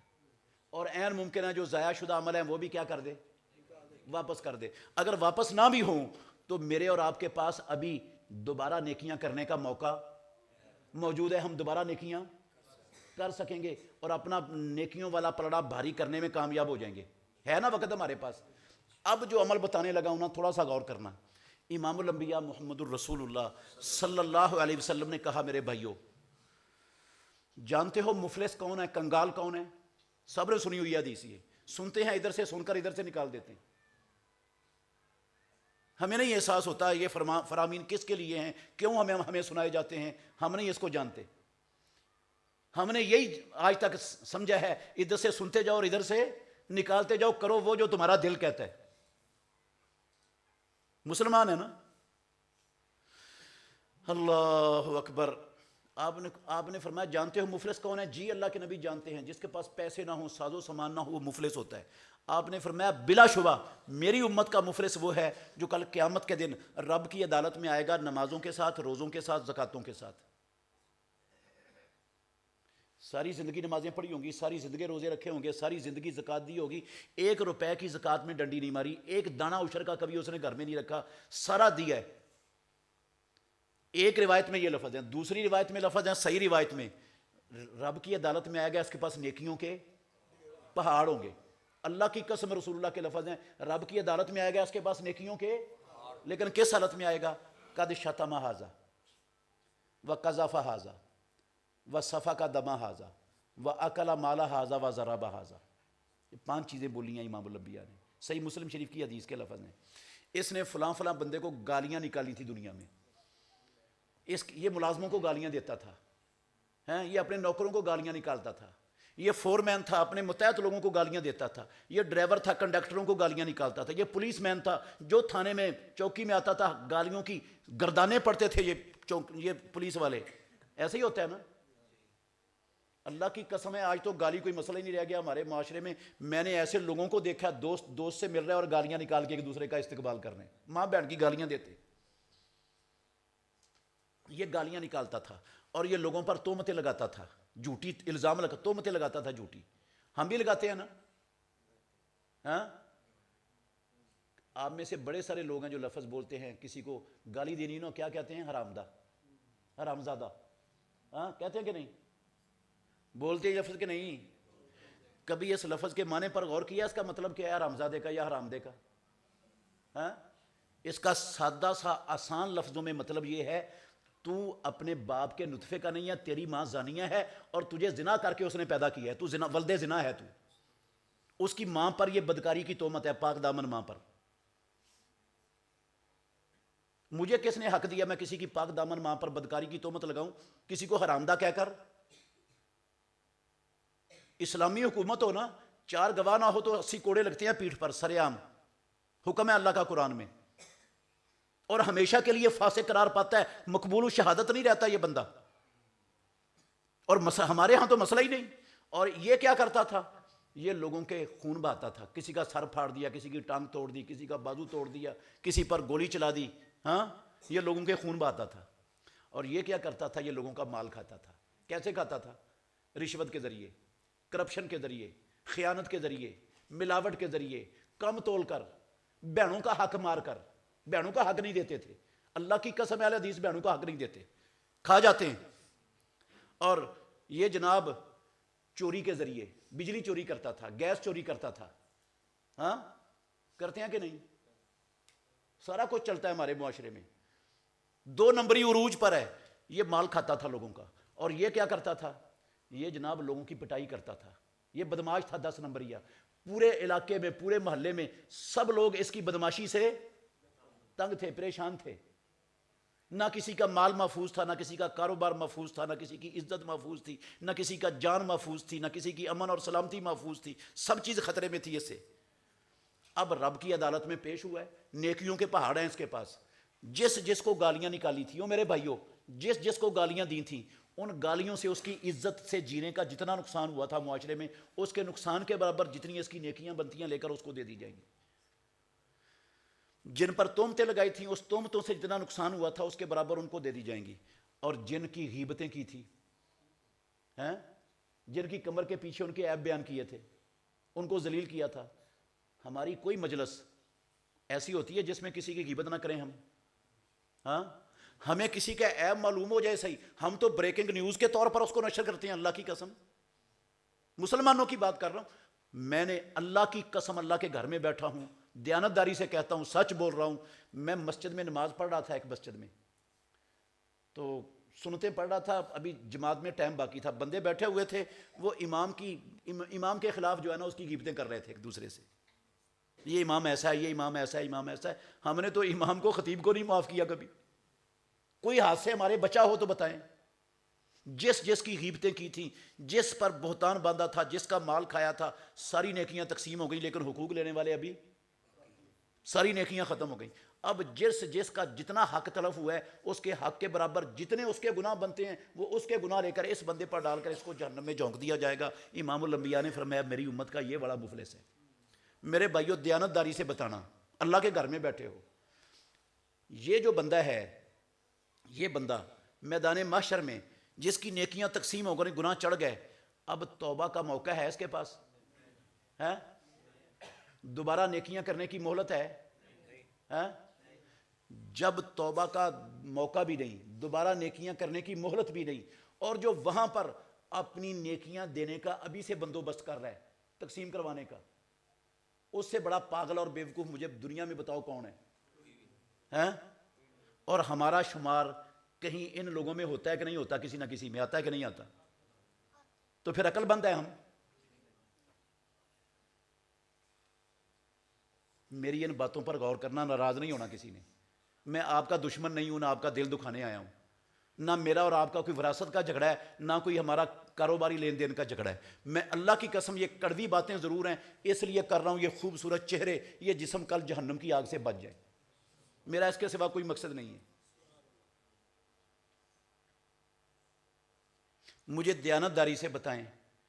بات میں نے رونا جو رو لیا تھا, رونا تھا وہ رو لیا, بہت ٹائم لے لیا آپ کا. میرے بھائیوں, کوئی سودی لین دین کے حوالے سے میرے ان بھائیوں سے کوئی کوتاہی تھوڑی بہت ہوئی کہ نہیں؟ ہوئی ہے؟ تھوڑی سی ہوئی ہے, معمولی سی؟ بول دینا یار, کوئی پرچہ نہیں کروں گا آپ پر. زیادہ ہوئی ہے؟ اچھا, یہ جو زیادہ کوتاہی ہوئی ہے, مان رہے ہیں آپ, یہ مرتے دم تک ایسی چلتی رہنی چاہیے؟ اچھا یہ بتائیں, ہم میں سے کسی کی عصر کی نماز فوت ہوتی ہے کہ نہیں؟ یا باقی نمازیں کوئی فوت ہوتی ہیں کہ نہیں؟ تھوڑی سی ہوتی ہے نا, معمولی سی, کبھی کبھار زندگی میں. یہ اکثر ہوتا ہے. اور یہ جو اکثر ہوتا ہے مرتے دم تک ایسے ہی رہنا چاہیے؟ یہ دیکھیں, ہاتھ جوڑ کے منت کرتا ہوں آپ کی, جو ہو گیا اللہ سے معافی مانگ لو, توبہ کر لو. پچھلی 30 40 50 70 سالوں کی نمازیں رہی ہوئی ہیں نا, اللہ کی قسم ہے ان کی قضائے عمری کی ضرورت نہیں ہے. پکی سچی توبہ سے رب ساری معاف کرنے کے لیے تیار ہے.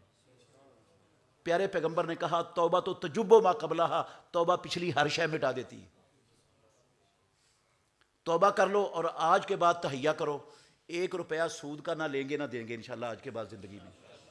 اور آج کے بعد صرف عصر کی نہیں, 5 نمازوں سے ایک نماز بھی جماعت کے بغیر انشاءاللہ نہیں پڑھنی, نہ فوت ہونے دینی ہے کوئی. ہو سکتا ہے وعدہ؟ اور آج کے بعد کسی کی غیبت نہیں کرنی, گالی بھی نہیں نکالنی کسی کو, کسی پر بہتان بھی, اور حرام طریقے سے کسی کا 1 روپیہ بھی اپنے کھاتے میں آنے. ہو سکتا ہے؟ کر سکتے ہو یہ وعدہ؟ کر لو گے تو آپ کا بھلا ہے, نہیں کرو گے تو میرے بھائیوں میں آپ کا دشمن نہیں ہوں. میں آپ کے لیے دعا کروں گا, یا اللہ ان کے دل نرم کر دے, یا اللہ ان سب کے سینے کھول دے, یا اللہ ان سب کے دل تیری انگلیوں کے درمیان ہے, تو ان دلوں کو اپنی اور اپنے نبی کی حقیقی اطاعت کی طرف پھیر دے. دعا ہی دے سکتا ہوں آپ کو, اور تو کچھ نہیں دے سکتا. یا منت کر سکتا ہوں یا دعا دے سکتا ہوں, وہ دے رہا ہوں آپ کو. مانو گے تو آپ کا بھلا, نہیں مانو گے تو پھر بھی آپ کے بھلے کی دعا مانگوں گا. میں دشمن نہیں ہوں آپ کا. میرے بھائیوں, آپ نے تو وعدہ کر لیا یہ کام نہیں کریں گے انشاءاللہ، ہاں، تو اپنی اولاد کو بھی انشاءاللہ 5 وقت کا نمازی بنانا ہے، بنائیں گے؟ اپنی بیوی اور بیٹیوں سے گھر میں جا کر روزانہ پوچھنا ہے آج کتنی نمازیں پڑھی ہیں اور کتنی چھوڑی ہیں، کیوں چھوڑی ہیں، پوچھ سکتے ہیں؟ یا نکال دے گی گھر سے وہ؟ ہے نہیں نکالے گی کبھی بھی، گھر آپ کا ہے اس کا نہیں ہے، وہ نہیں نکال سکتی۔ آپ پوچھیں گے تو یہ فرض ہے آپ پر، آپ کے رب کی طرف سے فرض ہے۔ اللہ نے کہا قوا انفسکم واہلیکم، او ایمان والو اپنے آپ کو اور اپنے بیوی بچوں کو جہنم کی آگ سے بچا لو۔ پوچھو گے تو بچاؤ گے ان کو، تو کریں گے یہ کام بھی؟ ہاں، ناراض تو نہیں میرے ساتھ؟ آخر دعوانا ان الحمدللہ رب العالمین۔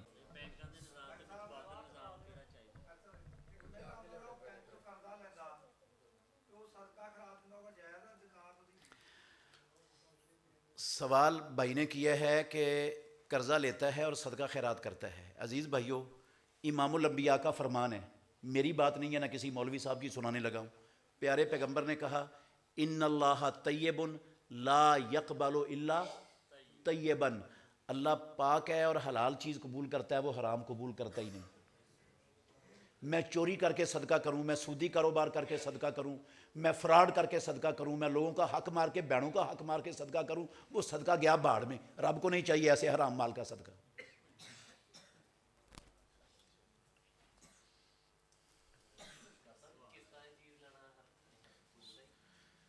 قسطوں پر چیز لینا دینا بھائی نے پوچھا ہے، سود ہے۔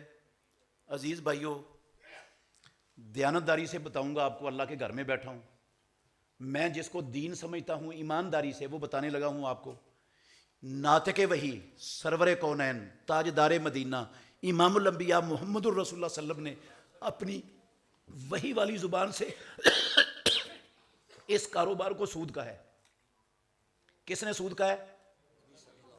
نبی مکرم نے۔ حدیث ہے سنن ابو داود کتاب البیوع میں، ابو ہریرہ اور عبداللہ بن مسعود راوی ہیں، آپ نے فرمایا من باع بیعتین فی بیعت فلہ اوکسہما بالربا، جس نے ایک بیع میں 2 بیعیں کی اس کے لیے کم پر لینی دینی جائز ہے ورنہ سود ہے۔ ایک بیع میں 2 بیعوں کا مطلب یہ ہے کہ نقد لیتے ہو 100 روپے کی، قسطوں پر لیتے ہو 110 روپے کی، لے وہ قسطوں پر اور لے 100 روپے کی تو جائز ہے، پیارے پیغمبر نے کہا۔ اور اگر قسطوں کی وجہ سے 100 روپے والی چیز 110 کی ہو گئی تو امام الانبیاء کہتے ہیں یہ کیا ہے؟ سود ہے۔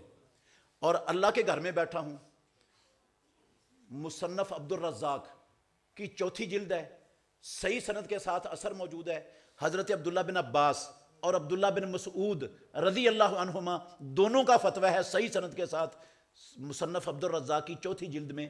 وہ کہتے ہیں قسطوں کی وجہ سے، ادھار کی وجہ سے جب نقد کی قیمت سے پیسے بڑھ جائیں گے تو وہ کیا ہو جائے گا؟ سود۔ اور اللہ کی قسم اٹھا کے کہتا ہوں 1.5 لاکھ امام الانبیاء کے صحابہ میں سے ایک صحابی ایسا نہیں جو ان 2 صحابہ کے فتوے کے خلاف رائے رکھنے والا ہو۔ اگر کوئی مجھے دنیا کا کوئی عالم، کوئی مفتی، کوئی پیر صاحب، کوئی شیخ الحدیث مجھے ایک صحابی کا نام بتا دے کہ اس نے ان 2 صحابہ کے فتوے کے خلاف فتویٰ دیا، اللہ کی قسم ہے اس مفتی صاحب کو منہ مانگا انعام دوں گا۔ 1.5 لاکھ صحابہ میں سے ایک صحابی نہیں جو ان کے فتوے کے خلاف رائے رکھتا ہو۔ اس کا مطلب ہے سارے صحابہ متفق تھے اس کے کیا ہونے پر؟ سود ہونے پر۔ جب ادھار کی وجہ سے، ادھار چاہے قسطوں والا ہو چاہے یک مشتی والا ہو، جب ادھار کی وجہ سے آپ قیمت بڑھا دیں گے تو وہ کیا بن جائے گا؟ سود۔ آپ نے 2 ریٹ بتائے بھی نہیں، میں آپ کے پاس چیز لینے آیا ہوں، آپ دکاندار ہیں، آپ کو پتہ ہے کہ یہ ادھاریہ ہے، اس کو تنخواہ کوئی نہیں ملی ہوئی، اس نے تنخواہ پر پیسے دینے ہیں، چیز وہ 100 روپے کی ہے، میں آپ کے دکان سے لے آتا ہوں چیز، آپ مجھے بتاتے بھی نہیں اور آپ میرے کھاتے میں 105 روپے لکھ دیتے ہیں صرف اس لیے کہ میں نے پیسے آپ کو لیٹ دینے ہیں۔ یہ آپ نے سود کھایا ہے، یہ آپ نے سود کھایا جو ادھار کی وجہ سے پیسے بڑھائے۔ ادھار کی وجہ سے ایک ٹیڑی پیسہ بھی نہیں بڑھانا۔ ویسے منافع کی شرح اللہ نے اور اللہ کے رسول نے مقرر نہیں کی، آپ جتنا چاہیں منافع لے سکتے ہیں، منافع کی شرح کوئی مقرر نہیں ہے۔ آپ نے ایک چیز 100 روپے کی تیار کی ہے، آپ 5000 کی بیچیں، اللہ کی قسم حلال ہے، اللہ اور اس کے رسول نے منع نہیں کیا۔ 100 روپے والی چیز 5000 میں بیچ سکتے ہیں، لیکن ادھار کی وجہ سے 100 روپے والی چیز 101 روپے کی بیچنا بھی حرام ہے۔ نقد میں بیچنی ہے اور جتنا مرضی منافع لے کے بیچیں۔ اچھا، جو علماء کرام، چلو یہ مسئلہ آیا ہے تو میں تھوڑی سی وضاحت کر دیتا ہوں کسی کو اشکال نہ رہے. کچھ علماء ہیں جو اس کے جواز کا فتویٰ دیتے ہیں. ان کی بنیاد یہ جو اس میں اختلاف پیدا ہوا نا، اس مسئلے میں اختلاف ہے، یہ تابعین کے بعض علماء نے حدیث کا غلط معنی کیا، اس کی وجہ سے اختلاف پیدا ہو گیا.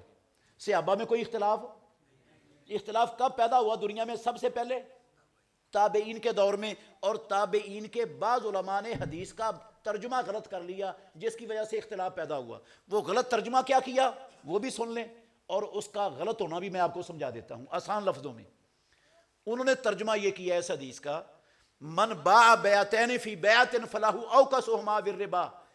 وہ کہتے ہیں اس کا مطلب یہ ہے کہ میں آپ کے پاس چیز لینے آیا ہوں، توجہ کرنا، آپ نے مجھے بتا دیا نقد اتنے کی اور ادھار اتنے کی، میں نے دونوں ریٹوں میں سے کوئی ریٹ آپ کے ساتھ طے نہیں کیا اور چیز اٹھا کر چلا گیا، چیز اٹھا کر لے گیا. کہتے ہیں یہ ایک بے میں دو بے ہیں اور یہ سود ہے اور یہ حرام ہے. یہ ترجمہ کیا کس نے؟ تابعین کے بعض علماء نے. سمجھ آیا ترجمہ کہ نہیں؟ دوبارہ سمجھاتا ہوں، غور کرنا. انہوں نے کہا اس کا مطلب یہ ہے کہ ایک گاہک سودا لینے کے لیے آتا ہے، دکاندار دو قیمتیں بتاتا ہے اور وہ گاہک اس کے ساتھ دونوں قیمتوں میں سے ایک قیمت طے نہیں کرتا، چیز لے کے چلا جاتا ہے. یہ ہے ایک بے میں دو بے اور یہ حرام ہے. یہ ترجمہ کیا ہے. یہ ترجمہ غلط ہے. یہ اس حدیث کا ترجمہ غلط ہے. اس کے غلط ہونے کی دو وجہ ہیں. پہلی وجہ یہ ہے، توجہ کرنا، یہ جو انہوں نے کہا ہے کہ دو سودوں میں سے ایک طے نہیں ہوا اس وجہ سے یہ حرام ہے. آپ دیانتداری سے بتائیں، وہ آپ نے دو ریٹ بتا دیے، میں چیز اٹھا کے چلا گیا، کیا آپ کو اور مجھے پتہ نہیں ہے کہ کیا ہوا ہے، کس چیز پر یہ سودا ہوا ہے؟ ہم جانتے کہ نہیں؟ اگر نقد لیتا تو میں پیسے دینے تھے، نہیں پیسے دیے تو کیا ہے؟ ادھار ہے. یہ جہالت ہے اس میں کوئی؟ انہوں نے کہا یہ جہالت ہے، اس کی وجہ سے حرام ہے. جہالت تو ہے ہی نہیں. دینے والے کو بھی پتا ہے ادھار لے کے جا رہا ہے، لینے والے کو پتا ہے ادھار لے کے جا رہا ہے، پیسے نہیں دے رہا. اگر پیسے دے دیتا تو ادھار نہیں ہونا تھا. وہ کہتے ہیں جہالت کی وجہ سے یہ چونکہ طے نہیں ہوا اس وجہ سے حرام ہے. جبکہ محمد الرسول اللہ صلی اللہ علیہ وسلم کہتے ہیں یہ سود کی وجہ سے حرام ہے. ایک وجہ اللہ کے نبی نے بیان کی، ایک وجہ تابعین کے بعض علماء نے بیان کی. اب تابعین کی بیان کردہ وجہ چلے گی یا رسول اللہ کی وجہ چلے گی؟ اس لیے یہ غلط ہے مانا. دوسری وجہ وہ آپ کو میں نے بتا دی ہے کہ اس میں جہالت ہے ہی نہیں. لینے والے کو بھی پتا ہے اور دینے والے کو بھی پتا کیا کس ریٹ پر سودا ہوا ہے، نقد والے پر ہوا ہے یا ادھار والے پر ہوا ہے. اس لیے یہ جہالت ہے ہی نہیں ہے. یہ کہنا ہی غلط ہے کہ اس میں جہالت ہے، اور اس وجہ سے یہ جب ادھر پھنستے ہیں نا پھر ایک اور معنی نکالتے ہیں. وہ آج کل کے علماء نے نکالا ہے، وہ یہ معنی نکالتے ہیں. توجہ کرنا میرے بھائیوں، جتنے علماء ہیں قسم اللہ کی میں دیانتداری سے کہتا ہوں سب کے سب کا یہ فتویٰ ہے. یہ میں جو ابھی بتانے لگا ہوں سب متفق ہیں اس پر، ایک کا بھی اختلاف نہیں. وہ کہتے ہیں کہ چیز تھی 100 روپے کی اور قسطوں پر طے ہو گئی 125 روپے کی. قسطیں طے ہو گئی 3 مہینوں کی مثال کے طور پر. 3 مہینوں میں وہ 125 روپے نہیں دے سکا، ٹائم پر پیسے نہیں دے سکا. چیز تھی 100 روپے کی، طے ہوئی 125 کی قسطوں پر، اور وہ ٹائم پر پیسے نہیں دے سکا. اب ایک 15 دن یا ہفتہ یا مہینہ اور مدت بڑھائیں تو وہ کر دیتا ہے 125 کی بجائے 130. یہ جتنے علماء قسطوں کے کاروبار کے جواز کا فتویٰ دیتے ہیں، کعبے کے رب کی قسم ہے کسی سے پوچھ لو سب کہتے ہیں یہ حرام ہے، یہ سود ہے. ہم ان سے پوچھتے ہیں بھائی جان کیوں حرام ہے، کیوں سود ہے؟ یہ کہتے ہیں مدت بڑھنے کی وجہ سے اس نے 5 روپے کیا کیے، بڑھائے ہیں، یہ سود ہے. ہم کہتے ہیں جو پہلے سے 100 روپے سے 125 ہوئے تھے وہ کس وجہ سے ہوئے تھے؟ ہاں وہ بھی مدت کی وجہ سے ہوئے تھے. اگر پہلے دن مدت کی وجہ سے بڑھ گئے، ہاں جو بعد میں مدت کی وجہ سے بڑھ گیا وہ سود ہے، تو جو پہلے دن بڑھے وہ سود کیوں نہیں؟ اس لیے یہ کاروبار حرام ہے، سود ہے، باطل ہے. جو علماء اس کے جواز کا فتویٰ دیتے ہیں ان کا فتویٰ حدیث کے خلاف ہونے کی وجہ سے غلط فتویٰ ہے، غلط فتویٰ ہے. سبحانک اللہم ربنا و بحمدک اشہد ان لا الہ الا انت استغفرک و اتوب الیک. غیبت اور چغلی کی وضاحت فرما دیں. بھائیو چغلی ہوتی ہے ایک بندے کی بات سنی آپ نے, مسالہ لگا کر دوسرے کو بتا دی تاکہ یہ آپس میں کیا ہو جائیں, لڑ پڑیں, ان میں فتنہ پیدا ہو جائے. یہ چغلی ہوتی ہے, ادھر کی بات ادھر پہنچا دی, ادھر کی ادھر پہنچا دی لڑانے کی نیت سے. اور غیبت ہوتی ہے, آپ کو میرے کسی عیب کا پتہ چلا, آپ نے لوگوں میں اچھالنا شروع کر دیا, یہ غیبت ہے. بے نماز کو کافر کہنا جائز ہے؟ بھی اللہ نے قرآن میں لکھا ہے, رب نے کہاں لکھا ہے؟ قرآن میں. سورہ توبہ کی 11 نمبر آیت گھر میں جا کے پڑھ لینا, 11 نمبر آیت سورہ توبہ کی. اللہ نے کہا فَإِن تَابُوا وَأَقَامُوا الصَّلَاةَ وَآتَوُا الزَّكَاةَ فَإِخْوَانُكُمْ فِي الدِّينِ. اگر دنیا میں بسنے والے کفر شرک سے توبہ کر لیں, نماز قائم کریں, تو پھر دین میں تمہارے بھائی ہیں. اس کا مطلب ہے جو نماز قائم نہیں کرتا وہ مسلمانوں کا دین میں بھائی, جو مسلمانوں میں کا دین میں بھائی نہیں ہے وہ کیا ہے پھر؟ کافر. اور پیارے پیغمبر نے کہا, صحیح مسلم شریف کی حدیث ہے, بین العبد و بین الکفر ترک الصلاۃ. بندے اور کافر کے درمیان کیا فرق ہے؟ نماز چھوڑنے کا. نماز پڑھتا ہے تو بندہ ہے, نہیں پڑھتا تو کافر ہے. نماز پڑھتا ہے تو بندہ ہے, نہیں پڑھتا تو. آپ کہیں گے کافر نہیں بندے ہوتے؟ نہیں, کافر نہیں بندے ہوتے. اللہ کی قسم کافر بندے نہیں ہیں. کافر انسان ہوتے ہیں, بندے نہیں ہوتے. بندہ ہوتا ہے اللہ کی بندگی کرنے سے, بندہ بنتا ہے بندگی سے. انسان ضرور ہے, کافر بندے نہیں ہیں. بندے وہ ہیں جو اللہ کی بندگی کرتے ہیں. تو کافر اور بندے میں فرق کیا ہے؟ نماز چھوڑنے کا. نماز چھوڑ دے گا تو کافر ہے. وہ اہل حدیث چھوڑ دے, وہ کوئی اور چھوڑ دے, نبی کا فرمان ہے, میرا فتویٰ نہیں. صحیح مسلم میں امام مسلم نے شقیق بن عبداللہ, ان کا عبداللہ بن شقیق تابعی ہیں, ان کا قول نقل کیا صحیح سند سے صحیح مسلم میں.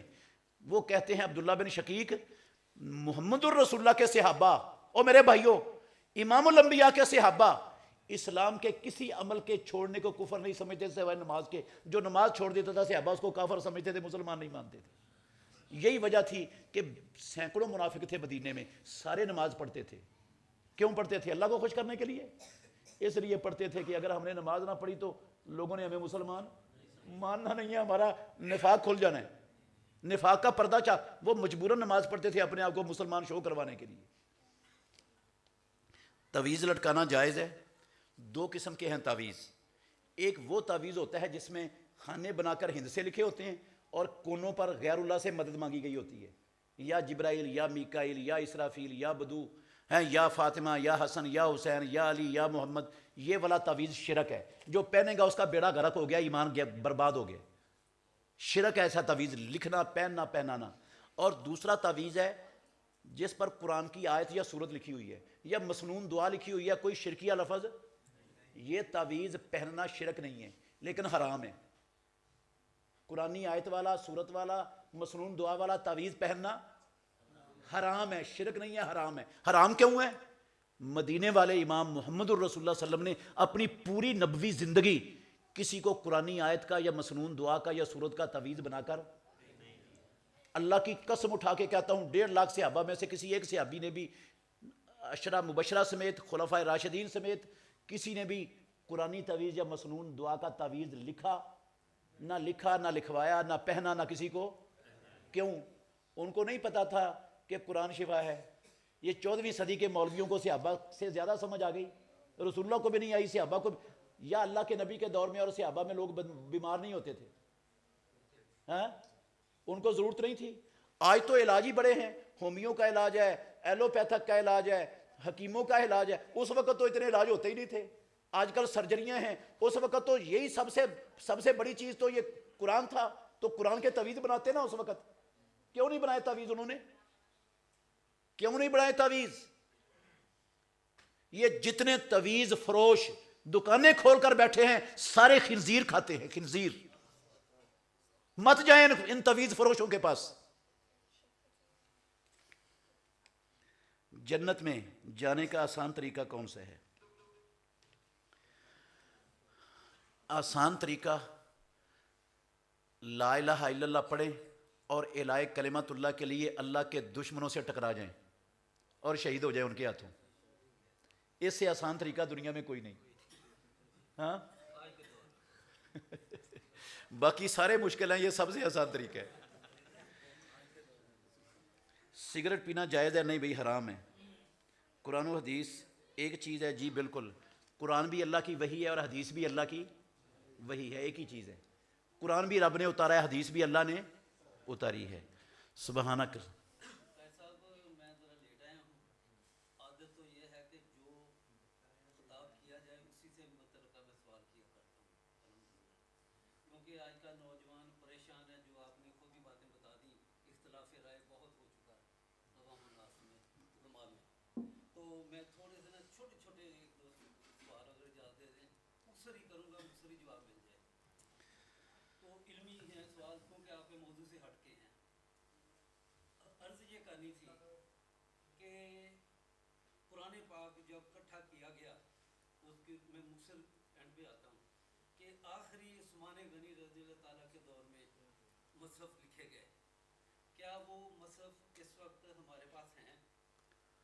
جی سب سے پہلے قرآن مجید حضرت ابو بکر صدیق رضی اللہ عنہ کے دور خلافت میں جمع ہوا.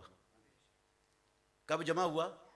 ایک کتابی شکل میں ابو بکر صدیق رضی اللہ عنہ کے دور خلافت میں جمع ہوا اور شائع ہوا اور لوگوں کے اندر پہنچا دیا گیا علاقوں میں. رسول اللہ صلی اللہ علیہ وسلم کے زمانے میں لکھا گیا تھا سارا، لیکن کتابی شکل میں جمع نہیں تھا، لکھا ہوا تھا سارا، مختلف جگہوں پر لکھا ہوا تھا. حضرت عثمان رضی اللہ عنہ کے دور میں دوبارہ جمع ہوا. جو حضرت ابو بکر صدیق کے دور میں جمع ہوا نا، وہ جمع تھا 7 قراتوں پر. وہ جمع کس پر ہوا تھا؟ 7 قراتوں پر. اللہ نے 7 قراتوں پر اتارا تھا قرآن تاکہ لوگوں کے لیے پڑھنا کیا ہو؟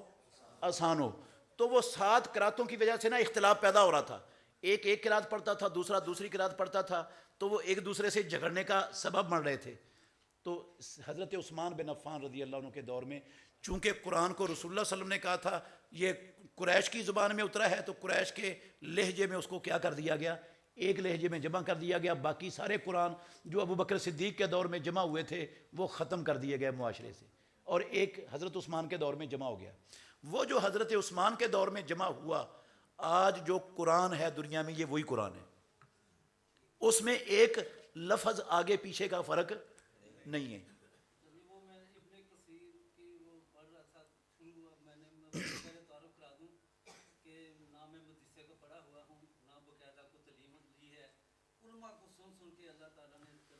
جزاک اللہ. لیکن جب بھی میں علماء سے کوئی علمی سوال کرتا ہوں تو بحث ہو جاتی ہے، لڑائی ہو جاتی ہے، وہ مجھے پڑھتے ہیں. تو اس لیے میں نے ڈرتے ہوئے پہلے آپ سے پوچھا اجازت سے. تو اب یہ ہے کہ میں نہیں لڑتا کسی سے. نہیں آپ بڑے جذباتی ہیں، 2 جذباتی آپ ہیں. لڑتا نہیں ہوں کسی سے. لڑتے تو نہیں ہیں لیکن جذبات اتنا جگاتے ہیں. آج فتنے کے دور میں وہ بڑا سخت پڑتا ہے.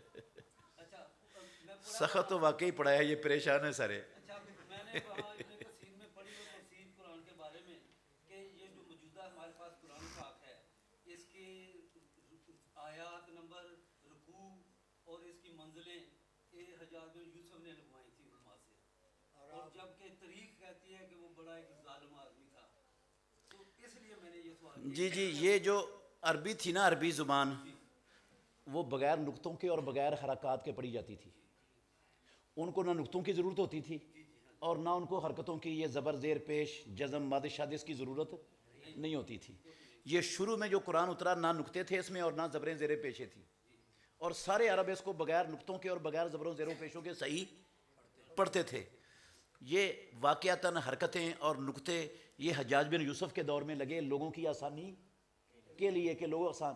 اور یہ جو حرکتیں اور نقطے لگے ہیں نا، اس سے قرآن کا ایک ذرہ برابر بھی اس میں کے اندر تبدیلی، نہ اس کا لفظ بدلا، نہ اس کا لہجہ بدلا، نہ اس کی قرات بدلی، نہ کوئی اور اس کی شکل بدلی. مفہوم وہی ہے، صرف مفہوم نہیں، ہر شے وہی ہے، صرف پڑھنا آسان ہو گیا، آسانی ہو گئی غیر عربوں کے لیے. ہاں جی ہاں جی. دوسرا میرا سوال ہے چھوٹا سا کہ قرآن پاک کا ترجمہ میں اکثر سنتا رہتا ہوں. اب تو الحمدللہ میں نے اصل بیان پوری تفسیر بھی الحمدللہ پڑھ لی اللہ کے فضل سے. تو اس میں لکھا ہوا ہے کہ اے نبی صلی اللہ علیہ وسلم، ہم آپ پر جو آیات نازل فرماتے ہیں اور جو آیت یا جو حکم ہم بدل دیتے ہیں وہ آپ کے دل سے بھی محو کر دیتے ہیں، یعنی آپ کے دل سے وہ بات نکال دیتے ہیں. لیکن جب میں تفسیر پڑھتا ہوں تو اکثر جگہ آتا ہے کہ یہ آیت منسوخ ہو چکی ہے، اس کی تھوڑی سی سمجھا دیں۔ جی قرآن مجید میں ہے، اللہ نے فرمایا ما ننسخ من آیتن اور ننسہا نات بخیر منہا او مثلہا، ہم کسی آیت کو منسوخ کر دیں یا اس کو بلا دیں، یا اس کو کیا کر دیں، تو اللہ منسوخ بھی کر سکتا ہے اور بلا بھی سکتا ہے، دل سے بھی غائب کر سکتا ہے اللہ، تو ہم اس جیسی کوئی اور آیت لے آتے ہیں یا اس سے بہتر لے آتے ہیں۔ تو قرآن مجید میں نسخ موجود ہے، بعض چیزیں اللہ نے ایک وقت کے لیے اتاری تھیں، وہ مستقل قیامت تک کے لیے نہیں تھیں، جب ان کا وقت پورا ہو گیا تو اللہ رب العالمین نے اس کو کیا کر دیا، چینج کر دیا، اس کو نسخ کہتے ہیں۔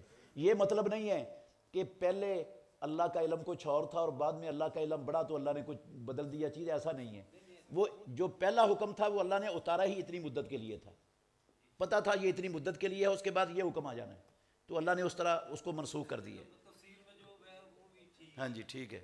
لیکن وہ ذرا مشکل ہو جاتی ہے۔ باقی علماء کا اختلاف ضرور ہے کہ قرآن میں منسوخ شدہ آیتیں کتنی ہیں، اس میں اختلاف ہے، بہت سارا اختلاف ہے۔ علماء کی بات ہے ہاں جی سر ایک سوال ہے کہ ایک آدمی نماز 4 رکعتیں پڑھتا ہے، وہ پہلی رکعت اس کی رہ گئی ہے، دوسری رکعت میں پہلی رکعت میں اینڈ سے شروع ہوا یعنی کہ وہ داخل ہوا ہے نماز میں، اور وہ جب دوبارہ دوسری رکعت شروع کرے گا تو کہاں سے شروع کرے گا؟ وہ سورہ فاتحہ سے شروع کرے گا، ثنا نہیں پڑھے گا۔ اگر پہلی رکعت میں بھی اس وقت آ کر شامل ہوا ہے، پہلی رکعت میں جب امام بلند آواز سے قرات شروع کر چکا ہے تو وہ پہلی رکعت میں بھی ثنا نہیں پڑھے گا، ثنا پڑھنی جائز ہی نہیں ہے اس وقت جب امام بلند آواز سے قرات کر رہا ہو۔ رسول اللہ صلی اللہ علیہ وسلم نے فرمایا جب میں جہری طور پر قرات کر رہا ہوں میرے پیچھے کچھ نہ پڑھو سوائے فاتحہ کے، کہ جس نے فاتحہ نہ پڑھی اس کی نماز نہیں ہے، کچھ نہیں پڑھنا، ثنا بھی نہیں پڑھنی۔ پھر دوسرا سوال ہے جی کہ ایک آدمی درمیان والا تحیت بھول گیا، امام بھول گیا، وہ کھڑا نہیں ہوا، پیچھے سے لقمہ آ گیا، کیا اس کو سجدہ صاحب نہیں ہے، سجدہ صاحب؟ سجدہ صاحب نہیں ہے۔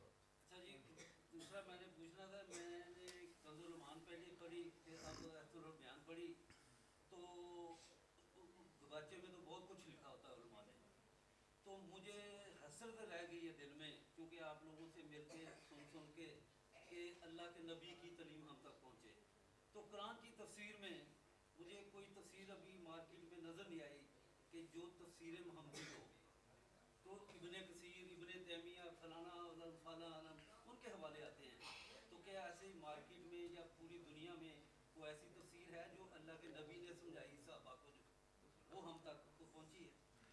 جو تفسیر نبوی کے سب سے قریب ترین تفسیر ہے نا اردو کی تفسیروں میں، وہ ہے تفسیر القرآن الکریم۔ قریب دین میں میرا سوال ہے کہ حافظ عبدالسلام بن محمد رحمۃ اللہ علیہ کی تفسیر ہے، وہ سب سے زیادہ سنت کے قریب ترین تفسیر ہے۔ ٹھیک ہے، میرے عرض یہ تھی کہ قرآن کی تفسیر میں حدیث آنا، جی وہ آئی ہیں حدیثیں، وہ حدیثیں اکثر ہیں حدیثیں اس میں۔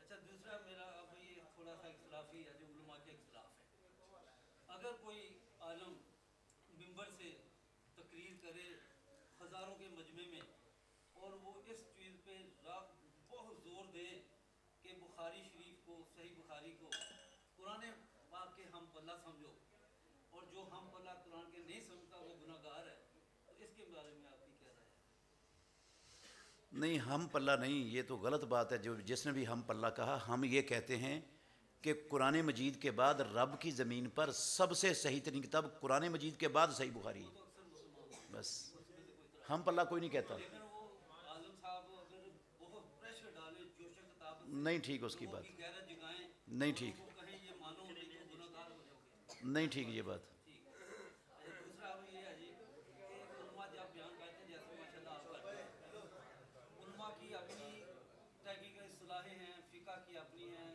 علماء اور آپ جانتے ہیں، تو عام جب پبلک سے خطاب ہوتا ہے تو ان سے تو سادہ زبان میں ہونا چاہیے کہ جو بات ان سے ہو رہی ہے وہ اس کو سمجھ آئے، تو اکثر علماء سے جب میں بات کرتا ہوں وہ کہتے ہیں جی ہمارا مطلب یہ تھا، ہمارا فہم یہ تھا، وہ پھر معرفتیں بتانا شروع کر دیتے ہیں، تو کیا حال ہے کہ سیدھی سیدھی صاف صاف بات ہونی چاہیے، عام فہم۔